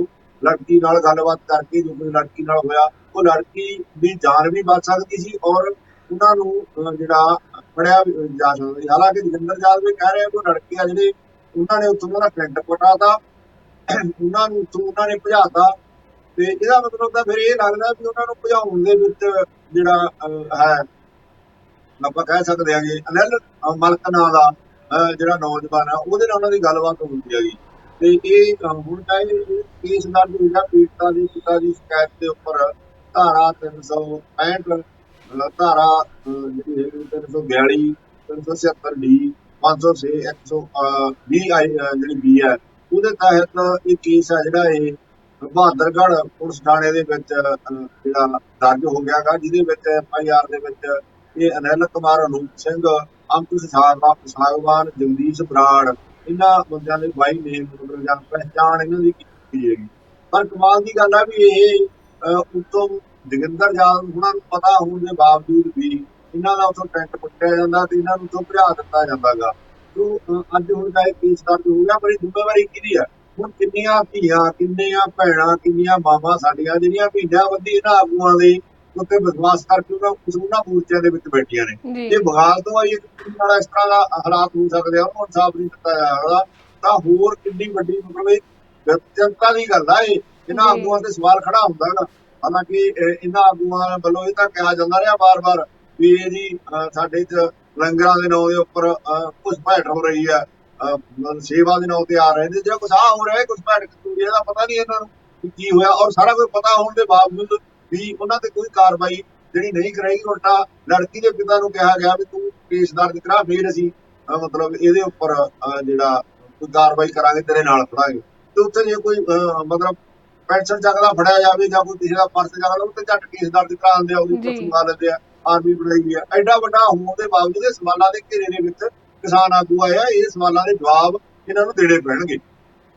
ਜੀ ਵੀਰ ਜੀ, ਬਹੁਤ ਹੀ ਜ਼ਿਆਦਾ ਦੁਖੀ ਕਰਨ ਵਾਲੀ, ਦਿਲ ਦੁਖਾਉਣ ਵਾਲੀ ਇਹ ਗੱਲ ਆ ਕਿ ਇੱਕ ਮਾਸੂਮ ਜਿਹੜੀ ਜਾਨ ਆ, ਮ੍ਰਿਤਕਾ ਦੀ ਕੀਮਤੀ ਜਾਨ ਬਚਾਈ ਜਾ ਸਕਦੀ ਸੀ ਜੇਕਰ ਵਕਤ ਰਹਿੰਦੇ ਹੀ ਮੁਲਜ਼ਮਾਂ ਦੇ ਉੱਪਰ ਜਿਹੜੀ ਬਣਦੀ ਕਾਰਵਾਈ ਸਹੀ ਸਮੇਂ ਦੇ ਉੱਪਰ ਕੀਤੀ ਜਾਂਦੀ, ਤਾਂ ਸ਼ਾਇਦ ਅੱਜ ਉਹ ਮ੍ਰਿਤਕਾ ਵੀ ਆਪਣੀ ਜਾਨ ਜਿਹੜੀ ਆ ਉਹ ਨਾ ਗਵਾਉਂਦੀ ਤੇ ਇਦਾਂ ਦੇ ਗੁਨਾਹ ਕਰਨ ਵਾਲੇ ਲੋਕਾਂ ਨੂੰ ਵੀ ਇੱਕ ਜਿਹੜਾ ਸਬਕ ਸਿੱਖਣ ਨੂੰ ਮਿਲਦਾ ਕਿ ਇਨਸਾਨੀਅਤ ਜਿਉਂਦੀ ਰਹਿ ਸਕਦੀ ਆ ਜੇਕਰ ਇਦਾਂ ਦੇ ਕੇਸ ਜਿਹੜੇ ਆ ਉਹ ਹੋਣੇ ਬੰਦ ਹੋ ਜਾਣ। ਤੇ ਇਹ ਉਦੋਂ ਹੀ ਹੋਣਗੇ ਜਦੋਂ ਸਖਤ ਸਜ਼ਾਵਾਂ ਇਦਾਂ ਦੇ ਗੁਨਾਹਗਾਰਾਂ ਦੇ ਲਈ ਜਿਹੜੀਆਂ ਉਹ ਮੁਕਰਰ ਕੀਤੀਆਂ ਜਾਣ, ਤਾਂ ਕਿ ਲੋਕਾਂ ਨੂੰ ਪਤਾ ਲੱਗੇ ਕਿ ਜੇਕਰ ਇਹ ਗਲਤੀ ਕਰਦੇ ਆ ਤਾਂ ਇਹਦੀ ਇੰਨੀ ਸਖਤ ਸਜ਼ਾ ਹਰ ਹਾਲਤ ਦੇ ਵਿੱਚ ਉਹਨਾਂ ਨੂੰ ਭੁਗਤਣੀ ਹੀ ਪਵੇਗੀ। ਸੋ ਵੀਰ ਜੀ, ਇਹਦੇ ਨਾਲ ਹੀ ਆਪਣੇ ਪ੍ਰੋਗਰਾਮ ਦਾ ਅੱਜ ਦਾ ਵਕਤ ਜਿਹੜਾ ਹੁੰਦਾ ਹੈ ਸਮਾਪਤ, ਤੇ ਹੁਣ ਵੇਲਾ ਹੋ ਗਿਆ ਆਪਾਂ ਨੂੰ ਲੈਣ ਦਾ ਇਜਾਜ਼ਤ ਆਪਣੇ ਦਰਸ਼ਕਾਂ ਦੇ ਕੋਲੋਂ। ਤੇ ਵੀਰ ਜੀ, ਤੁਹਾਡਾ ਬਹੁਤ ਬਹੁਤ ਧੰਨਵਾਦ ਕਿ ਤੁਸੀਂ ਸਾਡੇ ਇਸ ਪ੍ਰੋਗਰਾਮ ਦੇ ਵਿੱਚ ਆਏ। ਮਿਹਰਬਾਨੀ ਜੀ। ਸੋ ਹੁਣ ਹੋ ਗਿਆ ਜੀ ਵੇਲਾ ਆਪਣੇ ਦਰਸ਼ਕਾਂ ਤੋਂ ਲੈਣ ਦਾ ਇਜਾਜ਼ਤ, ਪਰ ਤੁਸੀਂ ਕਿਤੇ ਨਹੀਂ ਜਾਣਾ, ਤੁਸੀਂ ਇਦਾਂ ਹੀ ਜੁੜੇ ਰਹਿਣਾ ਜੀ ਗਰਚਾ ਪ੍ਰੋਡਕਸ਼ਨ ਟੀਵੀ ਦੇ ਨਾਲ, ਤੇ ਸਾਡਾ ਫੇਸਬੁੱਕ ਪੇਜ ਤੇ YouTube ਚੈਨਲ ਜਿਹੜਾ ਆ ਤੁਸੀਂ ਲਾਈਕ, ਸਬਸਕ੍ਰਾਈਬ ਤੇ ਸ਼ੇਅਰ ਕਰਨਾ ਬਿਲਕੁਲ ਨਾ ਭੁੱਲਿਓ, ਤੇ ਨਾਲ ਦੀ ਨਾਲ ਕਮੈਂਟਸ ਕਰਕੇ ਸਾਨੂੰ ਜ਼ਰੂਰ ਦੱਸਿਓ ਕਿ ਤੁਹਾਨੂੰ ਸਾਡਾ ਇਹ ਸ਼ੋਅ ਕਿਵੇਂ ਦਾ ਲੱਗਾ। ਤੇ ਅਸੀਂ ਫੇਰ ਕੱਲ ਹੋਰ ਜਿਹੜੇ ਆ ਚਲੰਤ ਮਸਲੇ ਲੈ ਕੇ ਤੁਹਾਡੀ ਕਚਹਿਰੀ ਦੇ ਵਿੱਚ ਹੋਵਾਂਗੇ ਜੀ ਹਾਜ਼ਰ, ਤੇ ਤਦ ਤੱਕ ਲਈ ਸਾਨੂੰ ਦਿਓ ਇਜਾਜ਼ਤ। ਧੰਨਵਾਦ, ਸਤਿ ਸ਼੍ਰੀ ਅਕਾਲ।